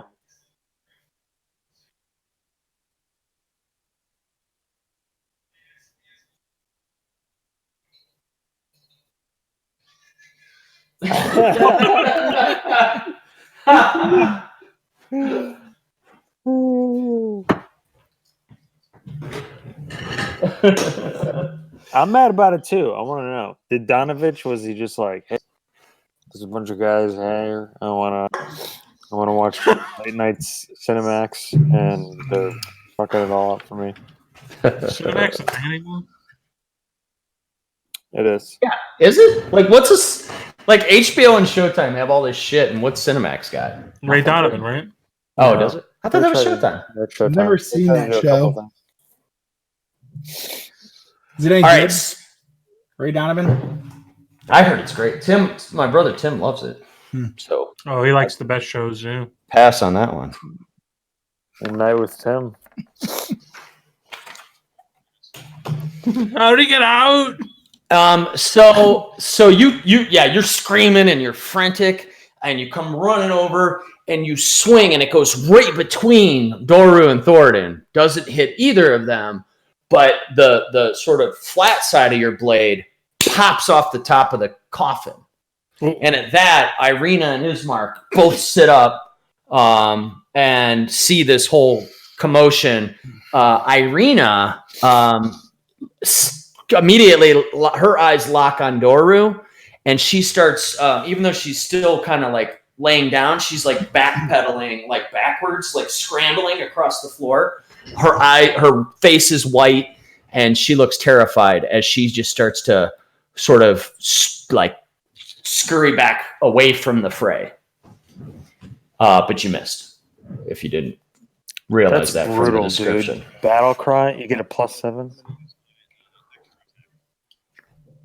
Huh. Surge. Woo! For advantage before.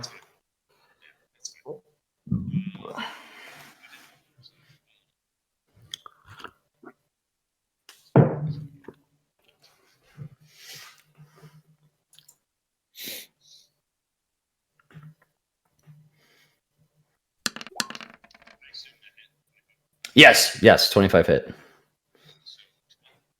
12, what type of damage?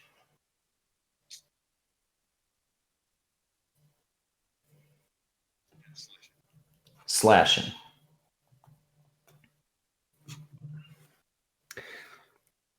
Okay, so you hit it, pretty hard. I mean, you hit it squarely. You know, the first one you kind of bounced off the thing, and you almost felt like, oh fuck, I just wasn't planted right. So you re-grip your sword, and this time you come straight through, and you see it like cleave across his, across his chest, and you're surprised though by you expected to see more damage as it ripped through. You kind of. Oh fuck. Although he kind of like snarls and like reels back, you're surprised by you expected there to be more of a reaction and more physical display of damage. He has damage resistance to slashing. Is what's happening. Okay, can you do anything else? Okay, Spargle. You're kind of hanging out in the corner. You've seen all this kind of unfold. Doru now is literally on top of the casket, on top, like next to Thoradin. Alaric's kind of swinging at him and stuff, and he's just standing out there, kind of perched up on top of this little altar and casket. Okay, let's see. 5, 10, 15. He has no weapons, no armor. I mean, if he didn't have these giant fangs and isn't flying around, you'd think you were fighting a homeless person by the looks of this guy. Okay, so I move up a little bit here, and I'm going to cast put together here, and I'm a orb of fire forms between my hands, and I say, blast away, and I launch this thing at him. A chromatic orb, and I'm going to do it as 3rd level. Okay.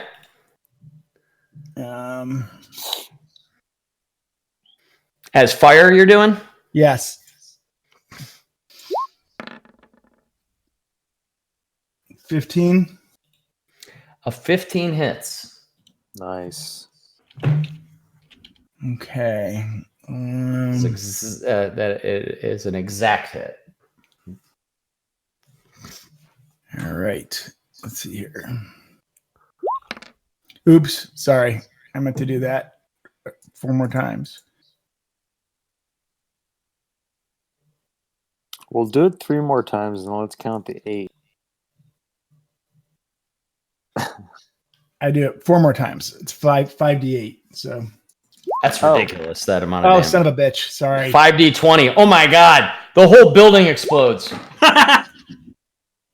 That's 23 damage. Nice. 9, 10, that's 11. a chromatic orb. 31. Okay. Holy shit. It's 5d8. Oh, Should we try and apprehend this little guy so his daddy doesn't get too mad? No, we already saved him once. Yeah, we already. I'm just, look, I'll kill anyone. I don't really care. I'm just saying, Hang on. I can speak with the animal. God damn it. Wait, I could charm him. Wait. Oh no, humanoid. It's humanoid only. I accidentally closed my browser, but I'm good. Oh. Okay, sorry. I was looking for a calculator because I suck at math. All right, 31 total damage? Correct. Any other effect on this, or is it just all damage? Instant death to vampires. Oh, shit. No, that was a good spell to use here. Yeah. Okay, so as all this like fighting, all this like clawing and grabbing and biting and sword play is going on, Spargle kind of slips out of the corner, and this huge ball of fire, the biggest orb of flame that you've seen Spargle throw out, comes out. It's almost impossibly large given his small size. It almost seems to grow out of him.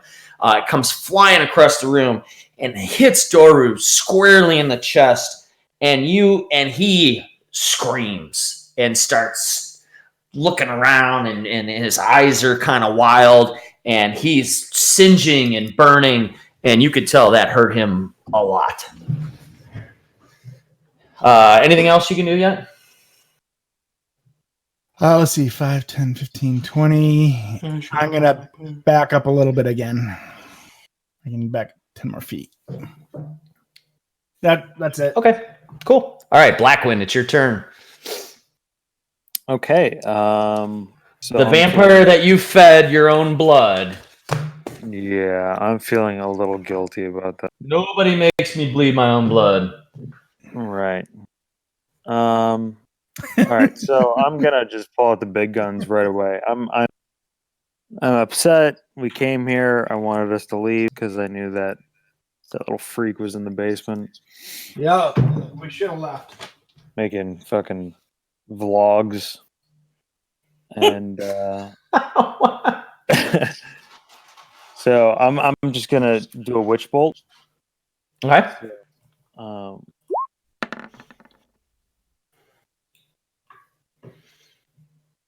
Drinking 15 to hit. fucking Zimas.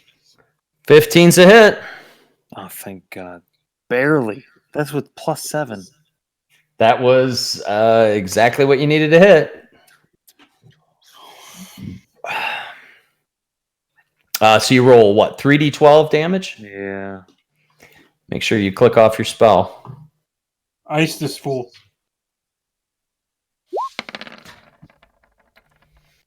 I never see 12-sided die. That's awesome. Yeah, they look like little balls. Uh-huh. Little soccer balls. So that's another 17 damage? Yeah. Huh? Yeah.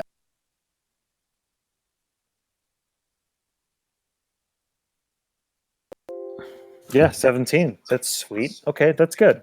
That's great. Not worthless. So from health left. right. So from this corner over here, you guys just see this ball of fire, and then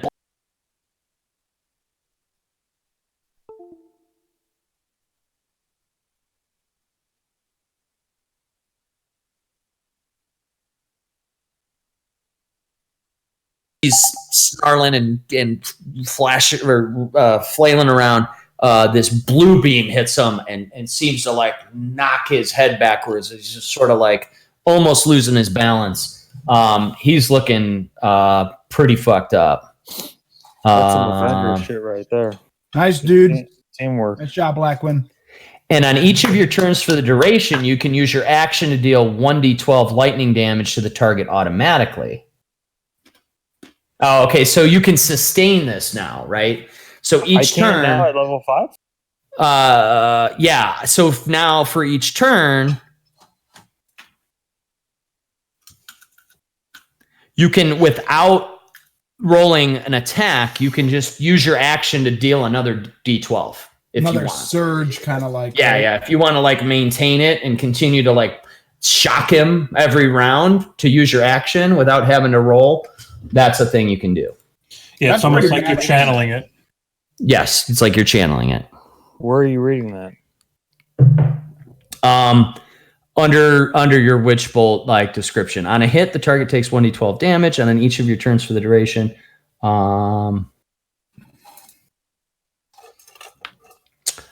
Do you see the spell description? And on each of your turns for the duration, you can use your action to deal 1d12 lightning damage to the target automatically. Holy The spell ends if you use your action to do anything else. So as Matt was saying, it's a concentration kind of thing. Like if you do something else, It hasn't then been you- like that you- the whole time, right? I don't know. I think I've never channeled before like that. Well, you can That's do it cool. now. Well, that's Yeah. good. Let's see what happens next. Were you first timer? Oh, You guys all hear. You guys, I'm not joking this time. You guys do hear a faint coming from the door where Deckard was in. You hear a hey, fuck guys, what the fuck? You guys fucking around? As you hear him like sort of like jiggling the doorknob. It'll be all right. And that's Deckard's turn. And that's Deckard's he's turn. locked on the door. Oh, this is It's great. It's about as effective as when he's here. I'm You know saying he's these watching things because right I know now. I know he's gonna watch the stream at some point. So I'm gonna layer in a bunch of Did he things. switch to using a bolo whip yet instead of a bow and arrow or crossbow? Or... No. Doesn't he want to kill Deckard so that he can have a new guy? He's like the Mandalorian. Oh, I can't. Oh. Has anyone not seen that? Netflix. I have don't not. Netflix.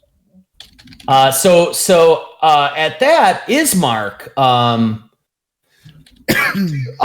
he comes running over to the other side of the whole fray here. Kind of does a full like half circle around the coffin and everything, and he throws up. What is Ismark? I don't even know what Ismark's got rocking here. Hold on one second. I gotta see what his sheet looks like. Ismark, what do you got? Ismark's got. Oh, he's got a. So he's carrying a long sword and a short sword, and then on his back he has a heavy crossbow.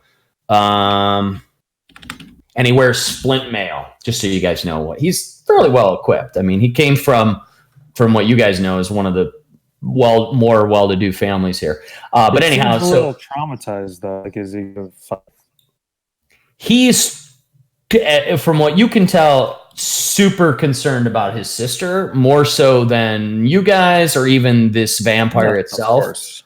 But he kind of swings around to the other side, and he is, now that he's between Irina and the vampire, he's looking at Thoradin as like trying to like kind of support him a little bit, and he's almost like he's like, all right, we got this. He says that to you, Thoradin, and he pulls out a long sword and he's standing there sort of readied. Not bad, but I think mine is bigger than yours. Irina moves a little bit more kind of behind some of the debris and stuff. But you see her pulling out a dagger that you didn't see her carry before. And she pulls out a long dagger, and she's kind of like hiding behind a broken up pew, and she's just kind of looking. She's staring at this vampire, but she's in a safe spot at the moment, but you feel like she might be ready to sort of pounce if needed. Thoradin, back to you. So after this guy bit into your neck and you felt your sort of life force drain out, he just got barraged by these magical blasts, and he's now almost like exposed, and just not exposed in that way, but he's sort of like open for attack and just standing right in front of you. Yeah, so I'm gonna attack him, and then I'm gonna divine smite, and because he's undead, I get an extra 1d8. So it's a regular attack. Okay. Then it's an extra 2d8 to the target. And then an extra 1d8. So like, I think he's gonna fall. Now, should that Pod, should that be in my spell? Is that a spell, or is that just like a thing I could do? It's a feature of your guy. Divine Smite is a pally thing. So you have to use a spell slot to do your Divine Smite. So you're going to have to click off a spell slot to use Divine Smite. So I don't see where the spell slots are for Divine Smite. You don't need it. It's under features and traits. You'll see. So what spell slot do I use? You can use any whatever level you want to do. Oh, whichever one I want to use for any. Yeah, anytime you add a level to it, you're going to add another D8. So level 3. So if I want to level use 2 is another D8. Level 3 is another D8. Oh, so I think you're out of level 2. You're out of level 2s, right? I used hold person. Oh, I might have clicked 2 by accident. you might have clicked 2. Yeah. Oh, so you okay. still have a second slot, Right. or you can use a one. Yeah, I'm going to use 1 because I think that might be overkill. All right, so I'll do my attack, which is okay. So it's a 20. You have to hit first, and then you elect to use the spell if you make contact. So like, okay, so you don't burn a spell spot. Okay, so I'll roll my hit With Talon? Yeah, with Talon. Damn. All right. It's a good hit. All right, so I'll roll the damage, which is a 1d8 plus 4. So this is the base damage. Okay. Okay, but so this is this what type of damage is it? So that's just the regular, I think. But that's slashing? Is it Talon that you're using?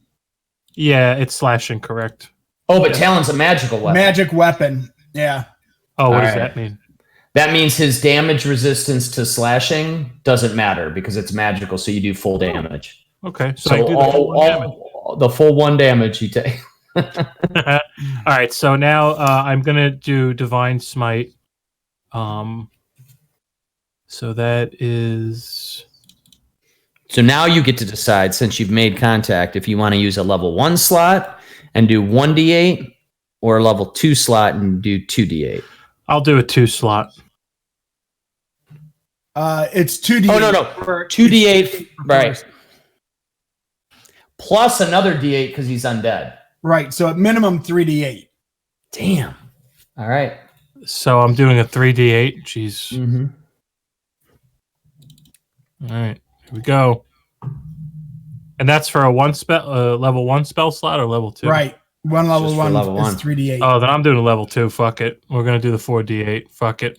We'll do it live. He will do it live. He's going down. Here we go. Do it. All right. 15. All right. I did 16 damage this turn to this little punk ass bitch. Okay, so that after getting blasted by all these spells, now Thoradin pulls out Talon, and as he pulls back, he you see him with his left hand hold on to that medallion of Tyr again, as this like divine glow of energy goes from the medallion up his arm, and when Talon strikes, that glow explodes like a silhouette all around this vampire. He shrieks again as his body is just racking and just sort of convulsing. He's still up. You're amazed by the just fortitude of such a skinny looking, scrawny guy. You feel like you got him like maybe about halfway in terms of like how well he's holding up. But you guys have dumped tons of damage into him. Ishkianto. So, I get this thing that says extra attack. Do I get? I just got that at level 5, I think. Yeah. You can attack twice. Oh, absolutely! You get a full extra attack right now. That's all right. huge. So I'm going to swing again at him. Swing away, Meryl. Yep. Swing away. That's a big level for you, man. It really was. Yeah, 5's usually pretty clutch. 19. Yeah. So after that, you hit again with Talon. So you'll do the full damage. All right. 11 more. Yeah. Hey, Dan, just Yeah. for shits and giggles, like, what does that mean? Because it's a magic weapon. Does it matter? Like, is it slashing still resistant, or is that not as resistant because it's a magic weapon? I just didn't know.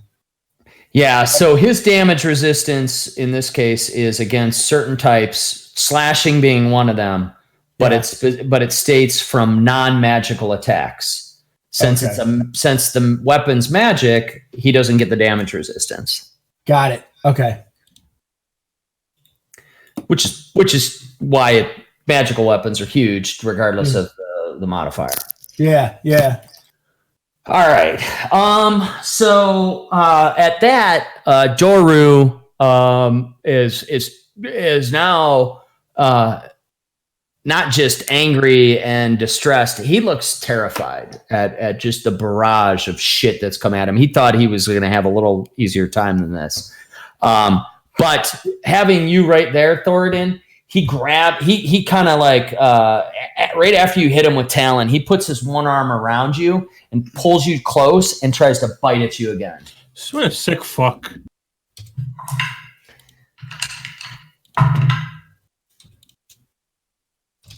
Uh, 22 to hit. That's a hit, baby.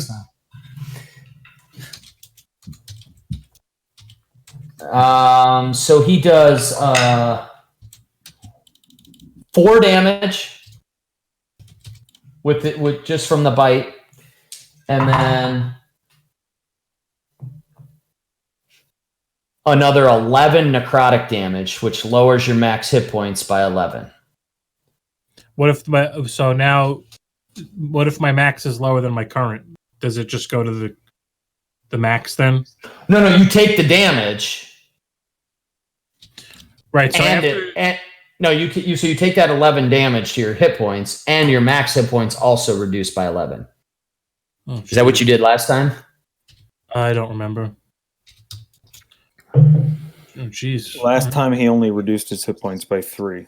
So now. But you only reduced your max, or did you also reduce your? No, the max was by 3. Okay. I didn't take. So when you lowered my max, I didn't lower my hit points again. Your current hit points? Correct. Yeah, sorry, I didn't. I should have been clearer about that. You were supposed. It was kind of both. You take the damage, and then it lowers your maximum hit points. All right, so I think I'm at 27 hit points now. And then minus 3, I think. I should be at 24 out of 27. Okay.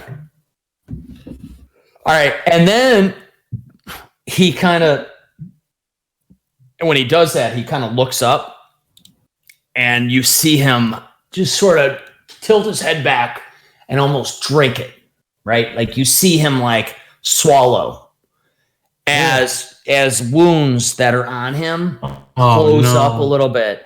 He pushes off of you, grabs onto the wall, and then scurries up like you've never seen a humanoid do before, almost like literally like a spider.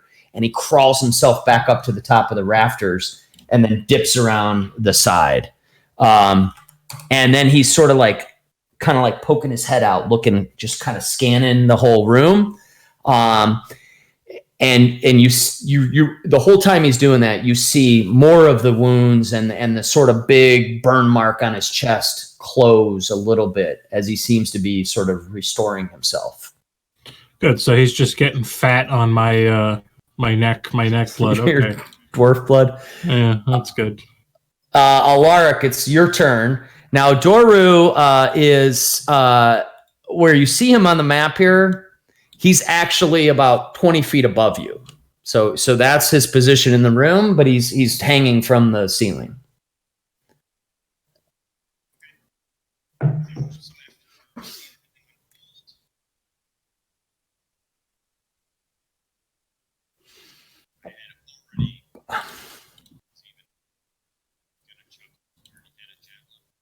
We didn't lose Blackwing, did we? No, I switched my laptop. Okay. Yeah, jacking off.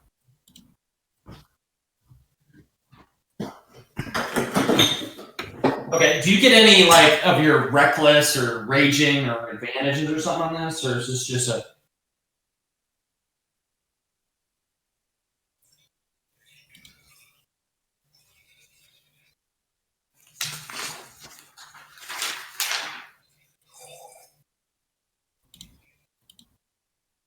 Unleash the fury.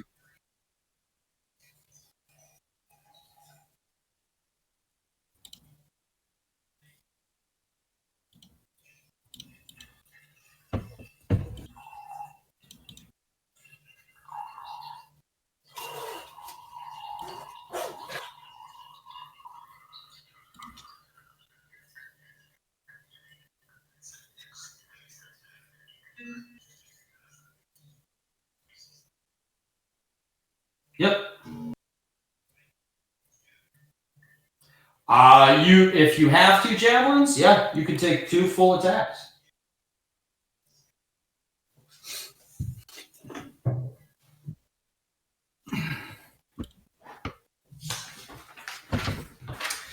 So these are they regular javelins, like non-magical, and that's piercing damage?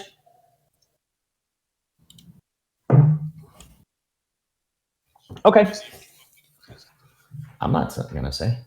Unleash. You're gonna be able to tell right away by my eloquent fuck. That's a hit.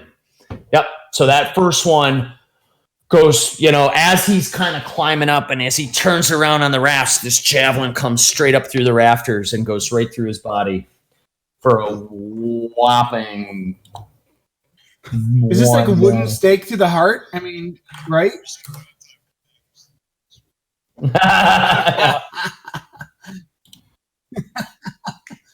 Got it.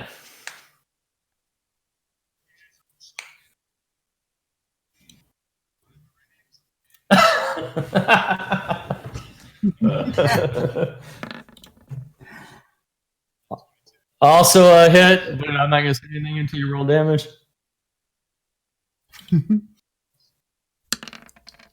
Oh man! All the good damage rolls. All right.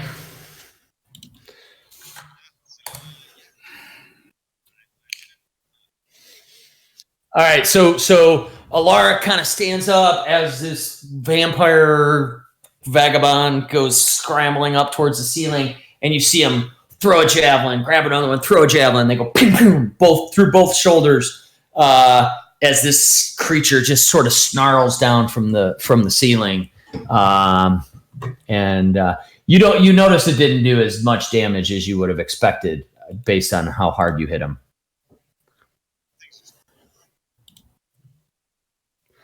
Well, you got the jitters. All right. So Spargle, it's your turn.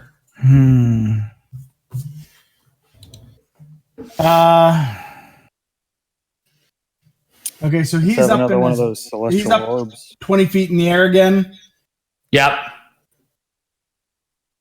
It's sort of like this room has, like, this church has like these big wooden beams kind of going across one side, from one side to the other across the whole room, and he's getting himself up on top of those. You know what I mean? He's like scaling the wall and getting up on top, and he's just sort of standing up there. So He's not in any sort of cover or anything. He's just up there. okay. So I'm assuming can I get an idea that if I were to unleash a fireball, would that ignite things around him or not?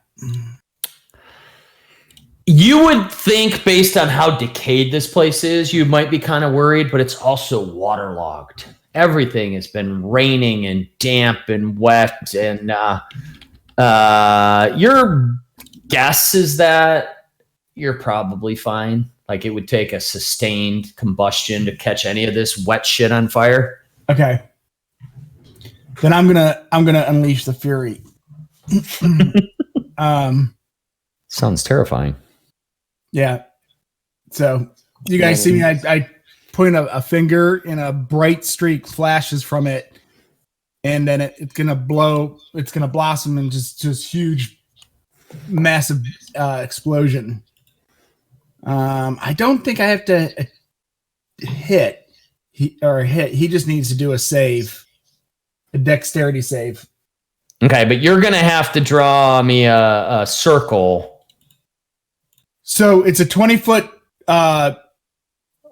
explosion radius on him. Right. But I thought that's because he's up in the air. Do you know what I'm saying? And I can, if there's anybody in the range here, I'm gonna sculpt around. The only people I think that would probably be. You have that. Okay, never mind. Those three people, I'm sculpting around them so they don't get hit by radius. Forgot about this. Okay, this is awesome. Okay, great. So he just rolls. You don't roll an attack. He just needs to make a dex save He needs to make a dex save. against. 16.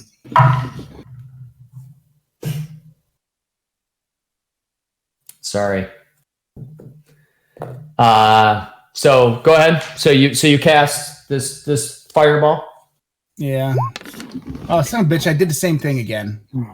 No. So he saved. Is that half though, or total save? Hang on, I gotta do 3 more of that because I'm an ass wipe. Okay, so you still do damage, so that's good. So let's reset all this. All right, you want me to start over? Do 8, yeah. Start over. Do 8d6. Okay. He did save though, so he'll take half of this. Ah, shit. I don't know if that's a great roll. No, it's not. 3 1s. So, you haven't done this before, right? No, Okay. So, I don't think so.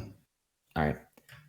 So Spargle runs forward, and now you see him unleash this, what looks like literally almost a small meteor comes flying out of his arms. This just scorching rock of like lava and magma, and just this huge ball comes flying up towards Doru up in the rafters.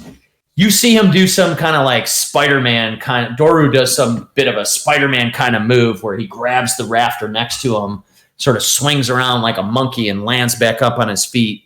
But it doesn't stop him from getting some of the blast that hits him. And he is sort of barely hanging on to those rafters at this point. He's now burning and singed and cut up, and he's got holes in both of his shoulders, and he's continuing to hiss and spit down at the party. But he looks like he's in pretty bad shape. That was anticlimactic. Sorry. Fireball. I was kind of hoping he wouldn't have saved. Blackwind, it's your turn. Okay. I have a question real quick about so I want to cast Dissonant Whispers, but the hit DC says Wisdom 15 versus the +7 that would come with the spell attack. So does that mean I can't roll to hit with +7? No, that means this kind of spell hits automatically. Dissonant Whispers, you don't have to hit. They, though, get a save. Hey, I got that to means- and I don't have a wireless headset. I'll be right back. Okay. Yeah, Blackwind's doing a thing, so maybe he'll be Okay. dead by the time you get back. All right. So what that means, Blackwind, is you don't have to roll to hit him. It hits automatically, but he gets a chance. So you're doing this Dissonant Whispers, right? You're trying to terrorize his mind and do damage to his physical body. Right. He has the ability to resist some of that, or to resist it, I guess, entirely if he. So somewhere in the description, it'll say on a failed save, he takes the full damage. So my on a wisdom s- doesn't come into it at all. No, your wisdom doesn't. It's his. He needs to roll. So is that what you're going to do? Yeah, I just do a 5d6 then. Okay, so I will tell you, just so we can understand how the game works. His wisdom's 10. He doesn't get a modifier. So that means I'm going to roll a die, and I have to get on a d20. I have to get a 15 or higher for him to save. Okay. He got it. He got a 19. I rolled a 19. Oh my god. So, this is exactly what just happened to Ponch, right? So, and that's also exactly what happened to Ponch. You rolled 22 damage. He now, because he saved against it, only takes half of that. Okay. If he missed his 22 save, would have been sweet.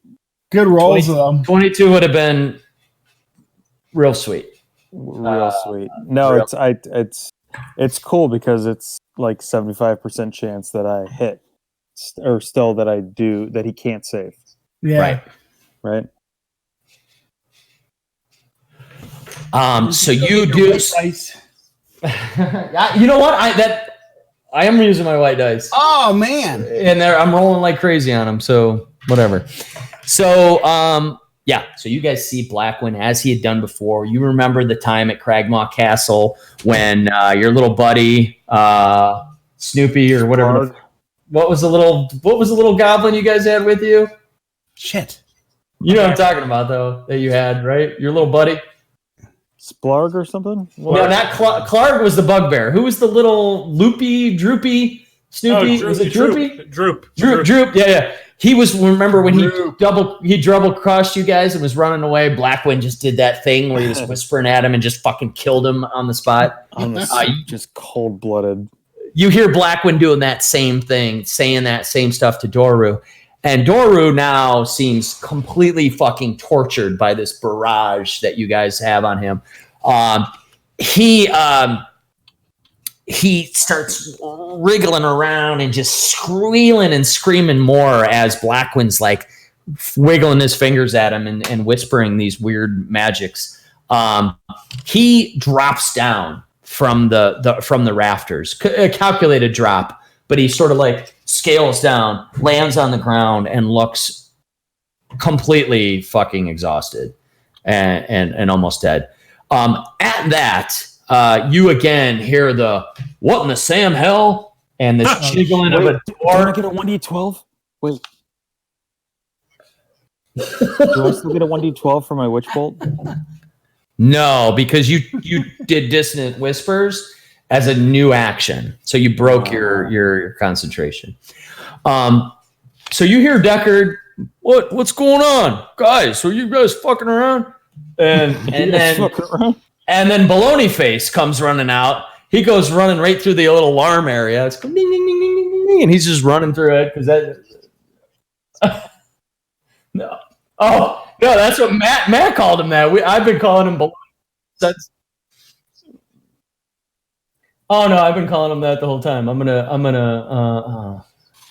Hold on, I gotta get. I mean, he looks like liverwurst.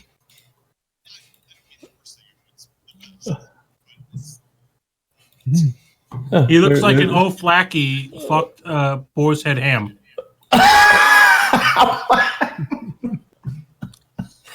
Oh my god, that's terrible. He looks like a chemistry teacher I had in middle school. He looks like J. Allen Brack fucked a pound of fucking olive loaf.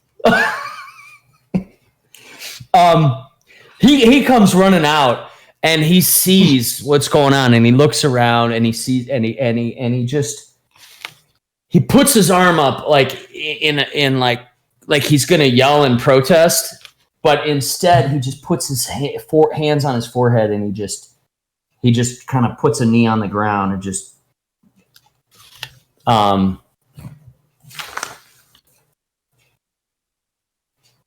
Blackwin, you look over and you see this priest, this acolyte walk out, and you realize that it clicks with you that he just suddenly realized that his son is a monster and that this was inevitable. That's the feeling that you get. Well, or maybe this is the scenario that had to happen for him to be like, just finally just give that up. To eat him. I don't know. Is that weird? His son to eat his own father? Yeah. You can still make that happen. Got your second. But at that, Donovich sort of just like drops to a knee and just kind of puts his head down, and you hear him start praying in some strange language. Ismark now, kind of looking around, seeing his group, goes running around the side. He goes. He looks at Thornton as he's walking by, and he goes. Are you okay? What does it look like? It looks like you're bleeding out of both sides of your neck, but yeah, you're okay. All right. And then he grabs his longsword and he comes running over and just like haymaker style brings it two-handed straight down on top of Doru's head. Oh, I thought you were going to say me. I was going to say plot twist. Get my fucking name right.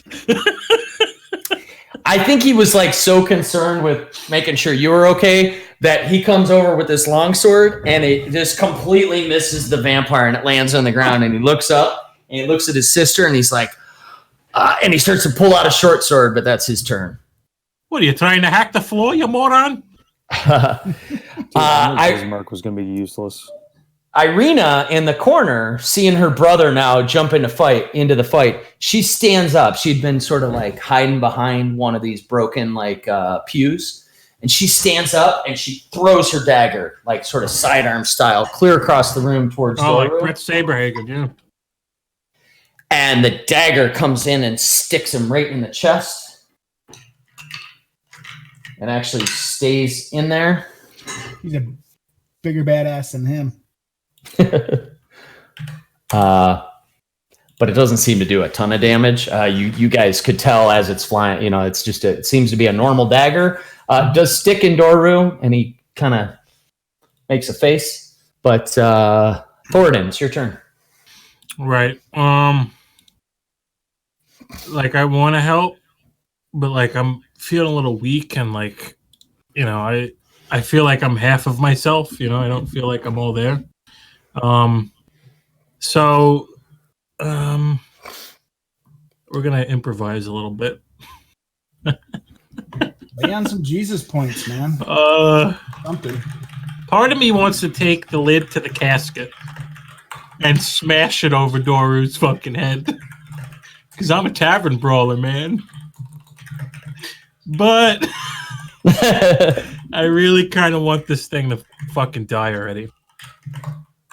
So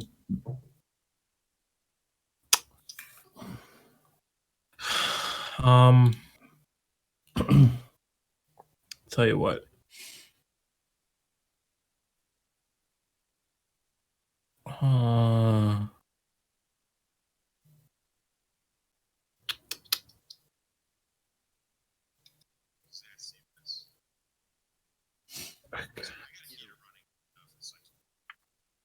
Oh, wait, you could Unmute it in a second. I don't hear it. Yeah, I don't think. Yeah, dude. You're good.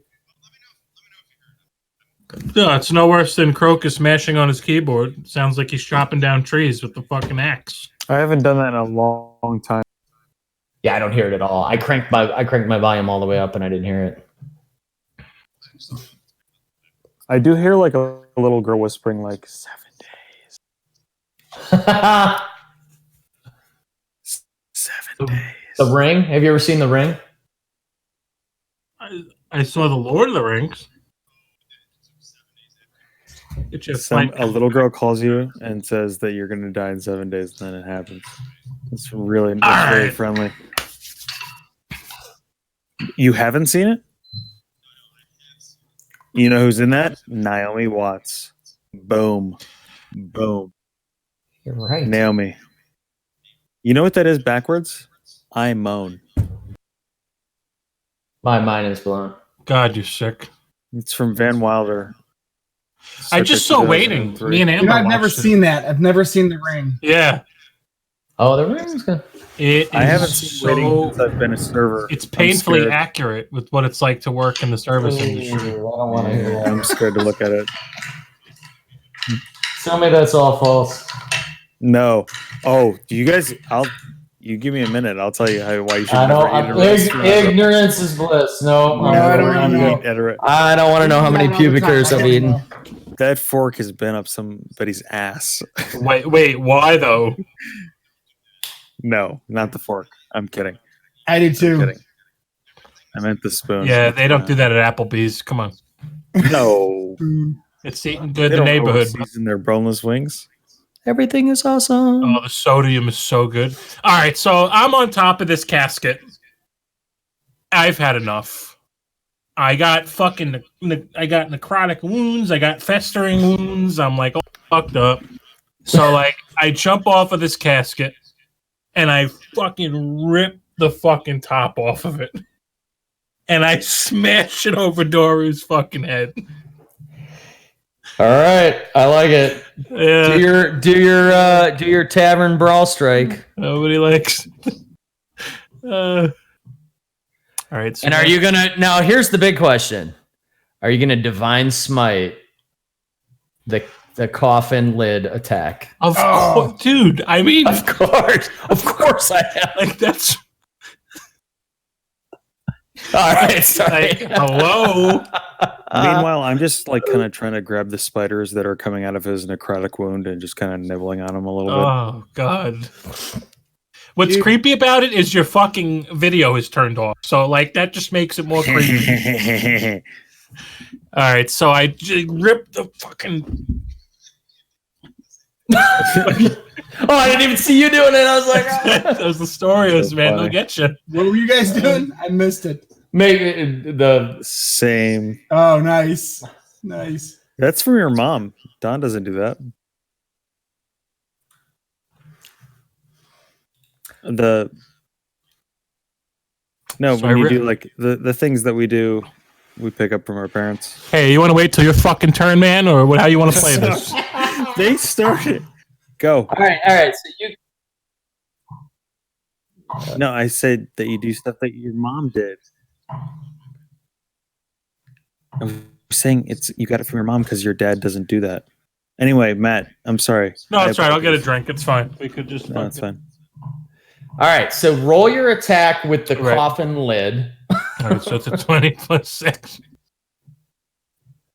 Yep.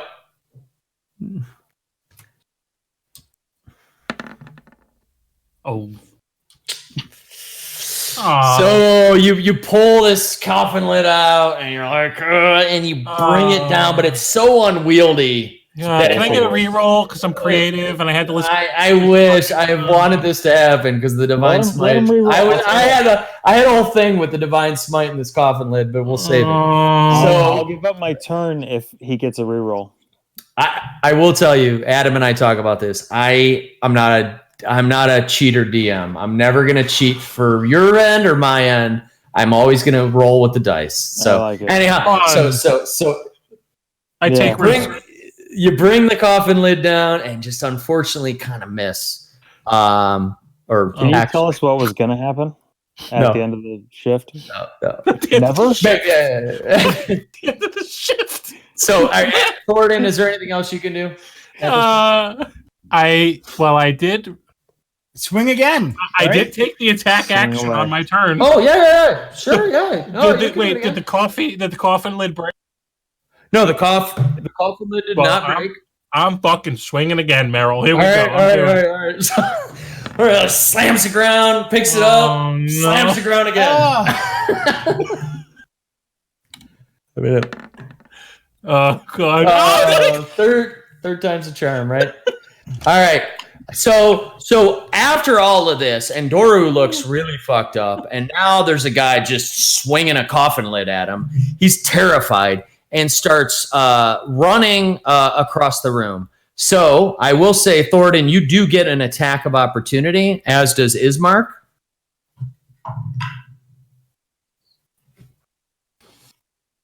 Can I use that 20 on this roll or no? I can't. No. Do I get any bonus to the attack of opportunity or just So hold on one second. I'm gonna have Ismark take his attack. Okay. So as you're swinging at this vampire with this coffin lid, he freaks the fuck out. He's really banged up, and he just starts running away from everybody. Ismark takes the opportunity to slash at him one time with his longsword and connects. But his longsword, as you guys have noticed, is a normal. It's pretty mundane. it's a piece of shit. And while it does seem to carve away a little bit out of Doru's back, it doesn't seem to do a lot of damage. But then Thornton, you also have one more chance as Doru's getting away to do whatever you want, whatever melee attack you want. I'm gonna try the coffin one more time. All right. Now that's just a 20. This time he's kind of running by you. You've tried to like smack him. Like this is like a Nintendo game at this point. Like and then he's running by and you have a chance to like blindside him in the back with this coffin door or this coffin lid if you'd like to. All right, but I don't get any bonus. It's just a 20. Plus No, 6. you get your attack, your hit modifier. Unbelievable. You blew all those good rolls at the beginning. And so you swing a third time with this coffin lid, but he's just too far away from you to connect at that point. He goes running towards the front door at this point, and you see Donovich look up, and he's watching all this happen almost in slow motion. And Donovich, Put your foot out. Put your foot out, baloney man. You stole my surprise. Oh no, I'm sorry. But you do see that. You see him look up, and he almost kind of looks away, and he almost looks depressed as he literally just sticks his foot out. As Doru's running by, and Doru looks at his father with a look of like hurt surprise and anger all in one look. You as bitch as he trips over the priest's foot and sprawls out, kind of face plants into the middle of this room. And Alaric, it's now your turn. Kick his ass. Get him, brother. He is prone, by the way. If that means anything to you. Means your advantage. Means Prone means his only movement option is to crawl unless he stands up first. He has disadvantage on attack rolls. An attack roll against the creature has advantage if it's melee. So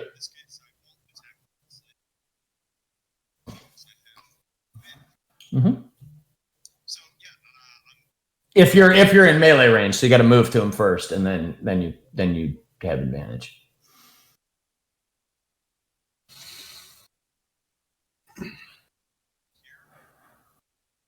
Mm-hmm. Yep.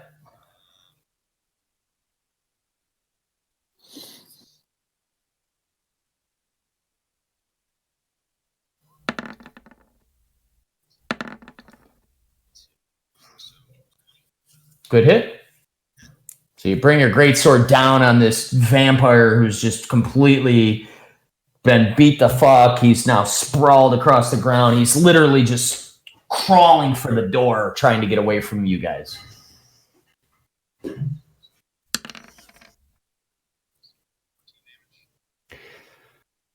But so that's slashing damage with a non-magical weapon. Okay, so 7. 7 after the damage resistance. Yep. So you bring it down, and it pierces like next to his spine, deep into his body. He's twitching and moving still, but barely. Okay. Yep.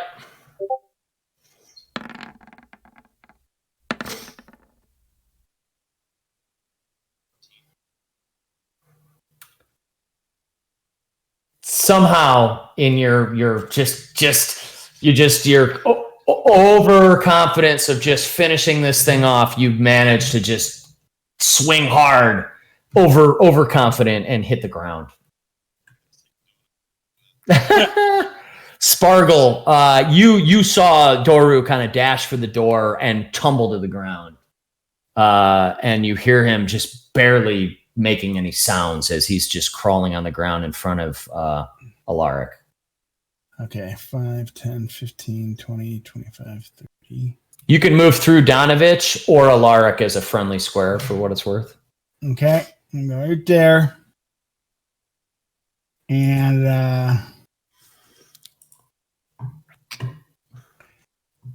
really tired of this freaking guy. I'm going to do a chromatic orb this time just as a first level, though. Okay. Fire. You know what? No, I'm going to do it as a second level. I'm sorry. Okay.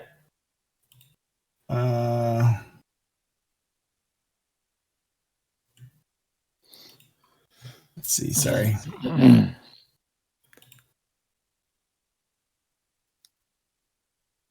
And you get to roll advantage because he's prone, and this is a hit. You're rolling an attack with +8, right? Okay, got it. So, chromatic orb, same kind of thing. Make this glowing flame and launch him at it. And that didn't work the way I meant it to work. I'm sorry, it didn't do it separately. So 16 + 8. Either one hits. Okay. So you're good. And then, So 48. yeah, You don't have to roll. I don't. No. So Sparkle comes flying around the corner, zips through everybody, and pulls out this like bowling ball size. I look at level 1 as a bocce ball, level 2 as a bowling ball, and level 3 as a beach ball. That's in my head. So this little bowling ball sized ball of fire, he's just sort of like doing his hands, wraps this thing up, and then throws it out, and it hits Doru in the back, and he almost half screams, stops making any noise as his body just smolders and burns, completely lifeless. Nice. Donovich looks over. He grabs a holy symbol from his chest, and he lets out one. You guys can't tell if it's a sob of. It seems to be both a sob of sorrow and relief at the same time. For those of you that are sort of paying attention, it's almost like he's. I don't want to extrapolate too much, but a relief, but still a sadness. I speak orc. Do I know what he's trying to do? No. Do you want to speak to animals? No, you want to speak to Does anybody want to speak to animals? So you're gonna want to speak to animals. Ismark and Irina walk over. They look at everybody, and Irina says, she looks at Ismark and she says, I think you found the right people to protect us, brother. No one in Barovia has ever defeated a vampire, even a thrall before. I not that we've ever heard of. We live in fear of vampires of any sort, and you've proven that you can handle yourselves here. Please let us go bury my father and get out of this town. So I put the casket lid back in the casket. Like, I was just borrowing this. I had to bless it, my love. I had to bless it. And you do. And Donovich now seems very robotic. He's not confrontational. He's not crying. He's very emotionless, lost, almost like he's in another place. As he walks over towards the casket, as you're putting the lid down, can we take like a 3-minute break? I need to hit the restroom. Yeah. And then I think we're like 20 minutes or 15 or so, however long you guys want to go here. Okay. Perfect. Okay, cool. All right. All right, I'll be right back.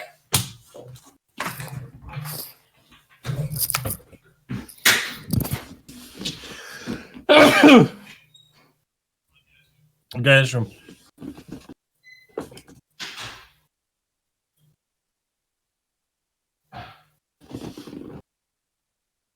Do you think Dan Crocus is sitting there? Let's say really mean things about him. I think he's a dirty. Yeah, it's always something with that fucking guy, huh? Hey, can anybody crush an apple with their hands? I'm working on cause so much. You got grown man strength. Nope.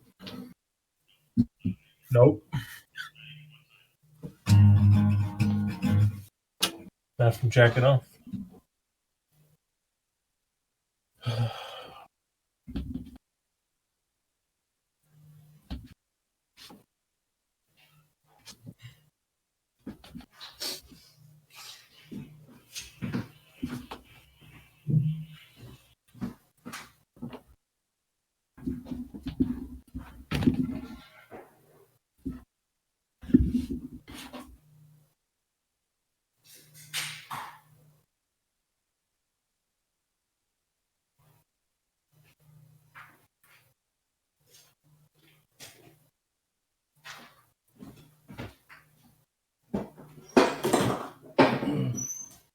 Is the shop closed Wednesday and Thursday, or just Thursday? Early close on Wednesday?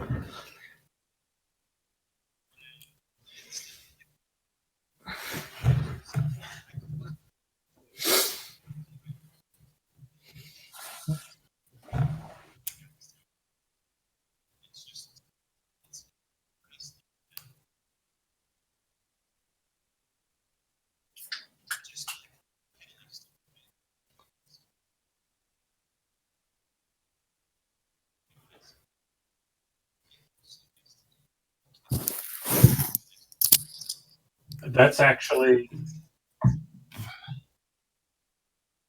Hey, but that's smart. You can bang them over the head.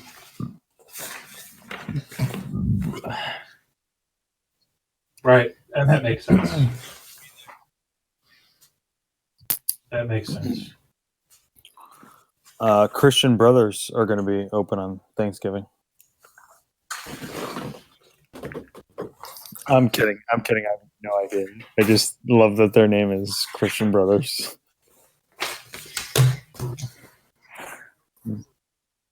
I believe it. Are you kidding? Wait, like they do it maliciously? They're not just incompetent? Damn. They're like the Action Plumbing of the car industry. Oh, that's the worst. No, see, I'm the guy that's like, hey, fuck my eyes out, that's fine. If you're giving me the Cadillac fucking state-of-the-art treatment. If you're giving me the fucking Kmart deal and you're overcharging me, I'll fucking slit your throat. That's when you're, yeah. Who are you talking about? Christian Brothers Automotive. Right next to you drive by it. Wild going to, Eagle. Wild Eagle, yeah. Yeah. I got the big fancy place and all that. Just a fucking bunch of rip-off artists. Bunch of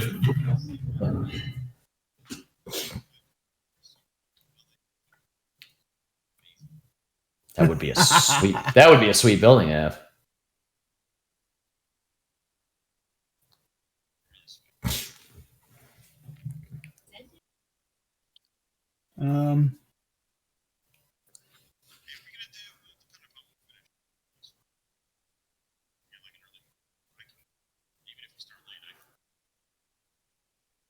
Me too. I got a great day tomorrow. I'm off Wednesday. Tomorrow I have 2 meetings.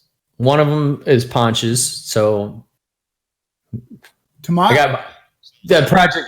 Just have it right now. No. So I got my Project Health meeting Just have it tomorrow. right now. I'm not I- gonna be there for that. Now Oh, that I know. But it's your fault that I have to go to that meeting, I guess was my point. True. File with TPS reports.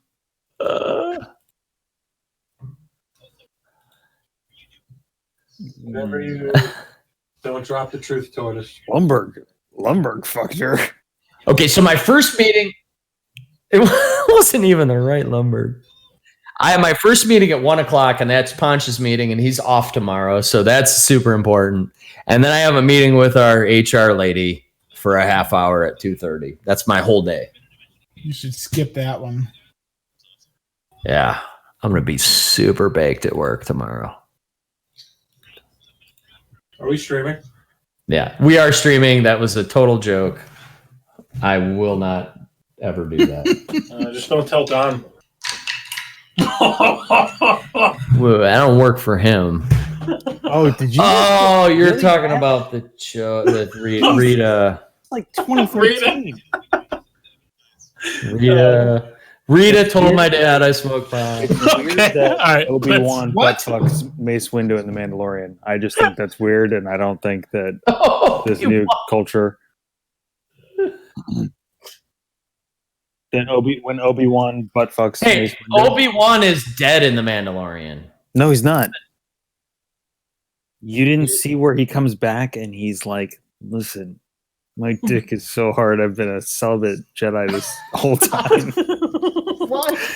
I'm The sorry. Mandalorian takes place between Jedi and Force Awakens. It takes place Right now, 6 years after Return. Right. Oh, 20 years before Force Awakens, I think. 20 years before the New Order or something like that. Which is what, by the way? It's still the Empire, kind of? Then Right, but where did they come from? I don't know where they came from. They were like I guess the remnants of the Empire. We don't really know, right? Like, who was Snoke?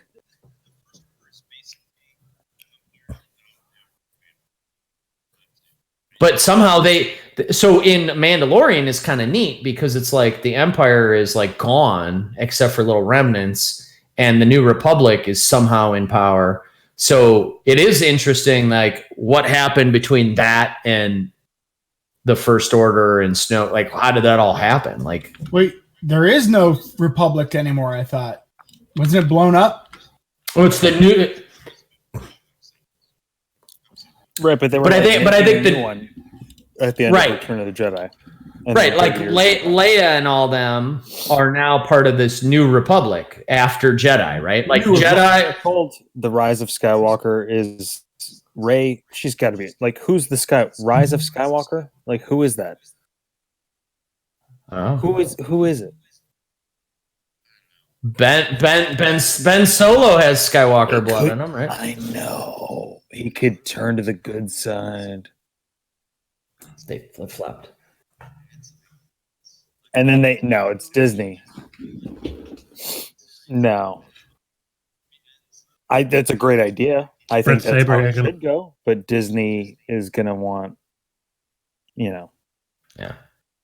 Something like a semi he's super cool. All right. So what happened here? I forgot where we're at.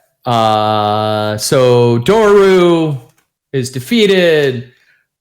Donovich. So the Irina and Ismark are ecstatic with what you've done. They think you're the right people. Donovich now has just sort of gone cold, so to speak, and he says,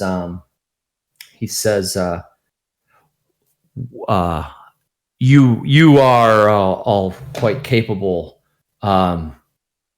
We haven't seen anyone. I haven't heard of anybody in these lands since the Great Wizard showed up a year ago that could even potentially challenge the Great."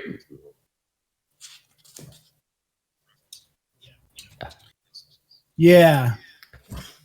Yeah, there So- was a reference to the Great Wizard before. So what you learned from Doru when Crocus fed him his blood, which gave him the strength to break out of this prison, and the whole reason why you Here had to we fight him go this time. again. Throwing it in my face again. But when you talk to Doru, Doru was a villager, the son of Donovich, who lived in Barovia. And about a year ago, you learned from Doru that this wizard came from somewhere outside of Barovia, and he was very powerful. In fact, you learned at one point that he was so powerful that he could control time, which for those of you that know anything about the arcane, so Blackwin and Spargle, you know that to be the upper echelon of mage power, right? Like almost unheard of. And that Doru and that this wizard came to these lands from wherever and said, and he gathered a group of people and said, "Let's go. I'll lead you. We will defeat this Strahd who has you in oppression." Doru was part of that raiding party, which apparently you don't now you don't have a lot of detail other than Doru told you it did fail. He was captured. Doru, who you just killed, was captured by Strahd, turned to a vampire, and sent back to his father almost as an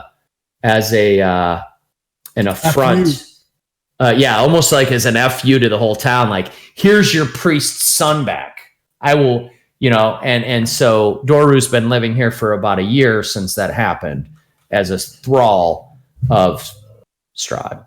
Did we find out what happened to the wizard from Doru? You didn't get any sort of specifics from They Doru. just failed. We know he failed, but we don't know what happened. You don't know. You don't know what happened. I'll have to go back and look at notes to see what details you did get. All you know is that he definitely did not beat Strahd. Got it. But Donovich says, since this great wizard was here a year ago, we have not seen this sort of power or capability from anybody in these lands since what you've just shown here. I'm sad to have lost my son, but I think inside I knew all along there was no hope for him.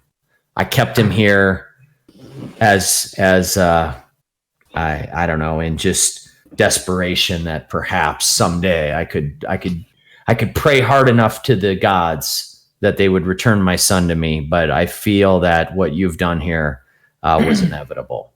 He says this not with appreciation or sadness, just with, again, like an unemotional sort of just nonchalant. Just matter of fact. Yeah. Matter of fact. He says, he points to a window, a slit, a shutter as the dawn sun is coming through. And he says, and he looks over at the sarcophagus and he says, "Shall we bury the late Burgomaster?" So I put my arm around Donovich, and I say, Give him some Campbell soup. I know how you feel, lad. Your mom sent some soup. I lost me pet squirrel named Socks once, and it troubled me greatly. Is this in your backstory? I got to pull on this. No, Squirrel Socks. I don't. I haven't told anyone about Socks. Not even the Dungeon Master. Not even the DM, lad. Yeah, let's go bury the Burgomaster. Let's do it. Make a charisma check real quick. Oh, jeez, what did I do wrong? Charisma. Oh, that's at the top. Okay. Or persuasion, whatever's stronger. Oh, okay. Yeah, I'll do my persuasion. Which isn't that great, actually. He says, I'm sorry for your squirrel, but you punched me in the face the last time you were here, so let's just go bury this guy. And he just kind of moves on. He looks he looks at everybody else and says, shall we head up to the cemetery? Yeah, baloney boy, let's do it. Let's do it. Okay, so Ismark and so Irina now has calmed down from the fray with the vampire thrall. She's now refocused on her father. She walks over to the sarcophagus and kind of puts her hand on it. Ismark goes to the front of it and picks it up. Donovich starts to gather some ceremonial. So you see him grabbing some incense, some holy symbols that are all shaped like a sun, and he puts them on. He puts on a robe that's underneath the altar that you haven't seen him have on before. And they start to walk towards the front door. Who wants to like grab the sarcophagus and help him? I'll help too. Yeah. Okay. I'll sit this one out.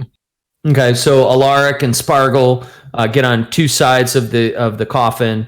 Ismark has the front of it, and then Irina is just sort of got her head bowed in sort of prayer or contemplation as you guys carry the coffin out of the church and into the I'll use oh god, I can never say it. Prestidigitation to play taps. oh. I need to like actually practice it sometime. Yeah, prestidigitation. Prestidigitation. Yeah, just repeat it over and over again on your way to work one day until it's like burned into your Yeah, somebody's gonna see me like sitting in the car. Prestidigitation. Fuck. Prestidigitation. So the whole party sort of like makes their way up this hill.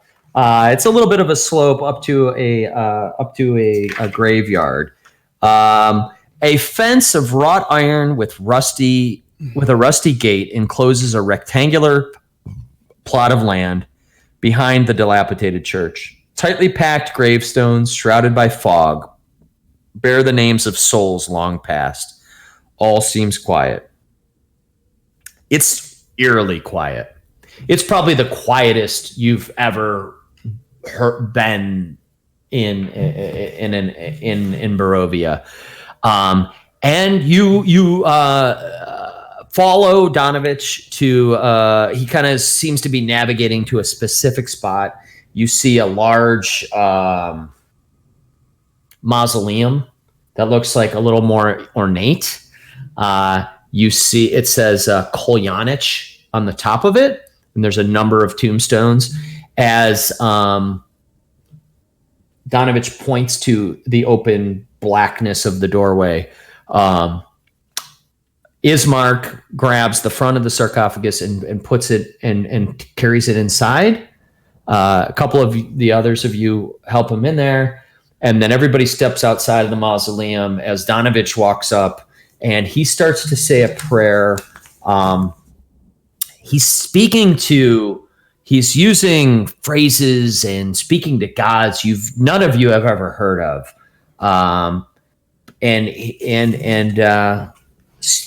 repeatedly you hear him speaking of the Morning Lord, and he makes a number of motions, and he's always holding this sort of sun-shaped amulet. The only thing that like kind of clicks with you is he says, deliver our brother from these cursed lands, free his soul from the entrapment of Barovia. And as he says that, you see this sort of levity kind of enter Irina's face, and Ismark's face, and they look at each other and they look at you, and they seem to be released of something at that point. Donovich never changes from his robotic stance. He looks at you all and he says, you've done well here. I don't know if anyone can release these lands from the curse of Strahd, but you seem to be our best hope. Irina and her family are important. Get them out of these lands. I recommend you seek out the Abbey at Kresk. They seem to know as much as anyone about Strahd and how to perhaps defend ourselves against his oppression. At that, Ismark says, Kresk, I don't know, that's a little far, and we were thinking of going to Vallaki. I've heard that it's pretty defensible there. And Donovich says, well, do what you must, but I implore you to leave this village and get as far away from Strahd as you can. I will continue to help the people of this village with my prayers and my pleas to the Morning Lord. And he sort of bows to the group. The Abbey at Kresk? Yeah. Krezk. Kresk. Okay. Kresk. Yep. So Donovich has suggested that Donovich, who's a member of the sort of clergy in this area, has suggested the Abbey in Kresk as somebody that may be able to help you guys against Strahd, may be able to help Irina. I mean, they're really... Ismark and Donovich are like, you guys need to get Irina out of here. And Donovich says you should go to Kresk. Ismark, who's never been outside of the village of Barovia, has heard that the village of Vallaki is closer and is well defended. That's all you guys know about the two places. It's morning now. You had your long rest, but then you had a little bit of a fight in the middle of the night with the vampire. I'm gonna end the session there. You guys are in this. You're in the church at the village of Barovia, but you have buried the mayor or the burgomaster. Irina is now happy with you as a group. Ismark and mostly you. Well, she's kind of getting into Thoradin a little bit. I mean, he was kind of a cool dude. We have to debate the direction in Fireside. Do we? And Like two different options. Like they both sound awesome. And where's Deckard? Have we heard from him? So so- he'll be able to join us. We'll fill him in.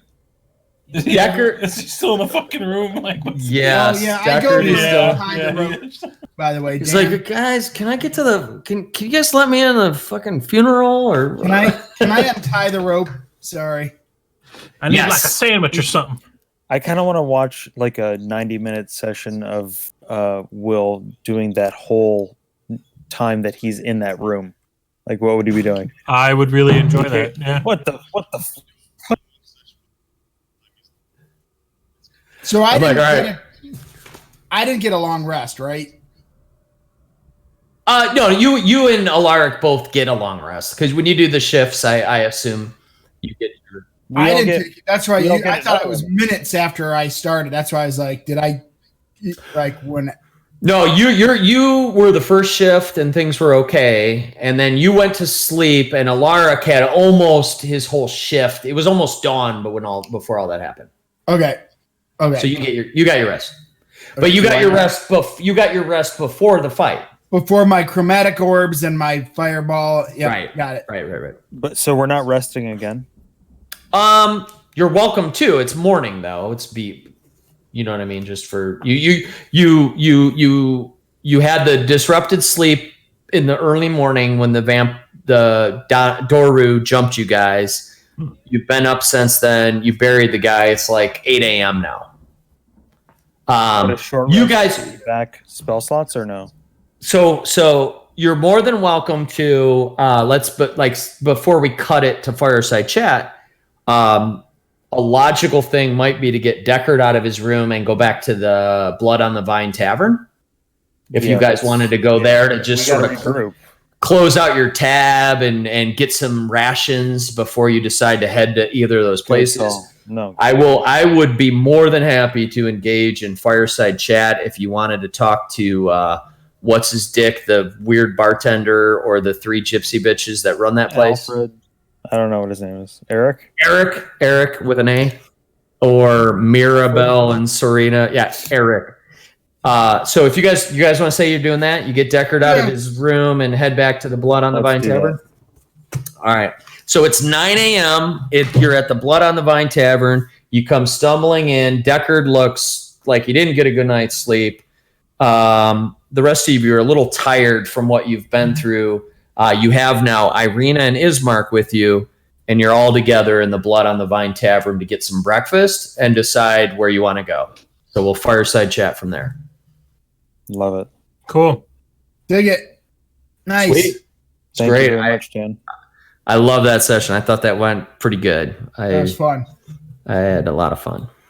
I also like that Deckard was taken care of in story.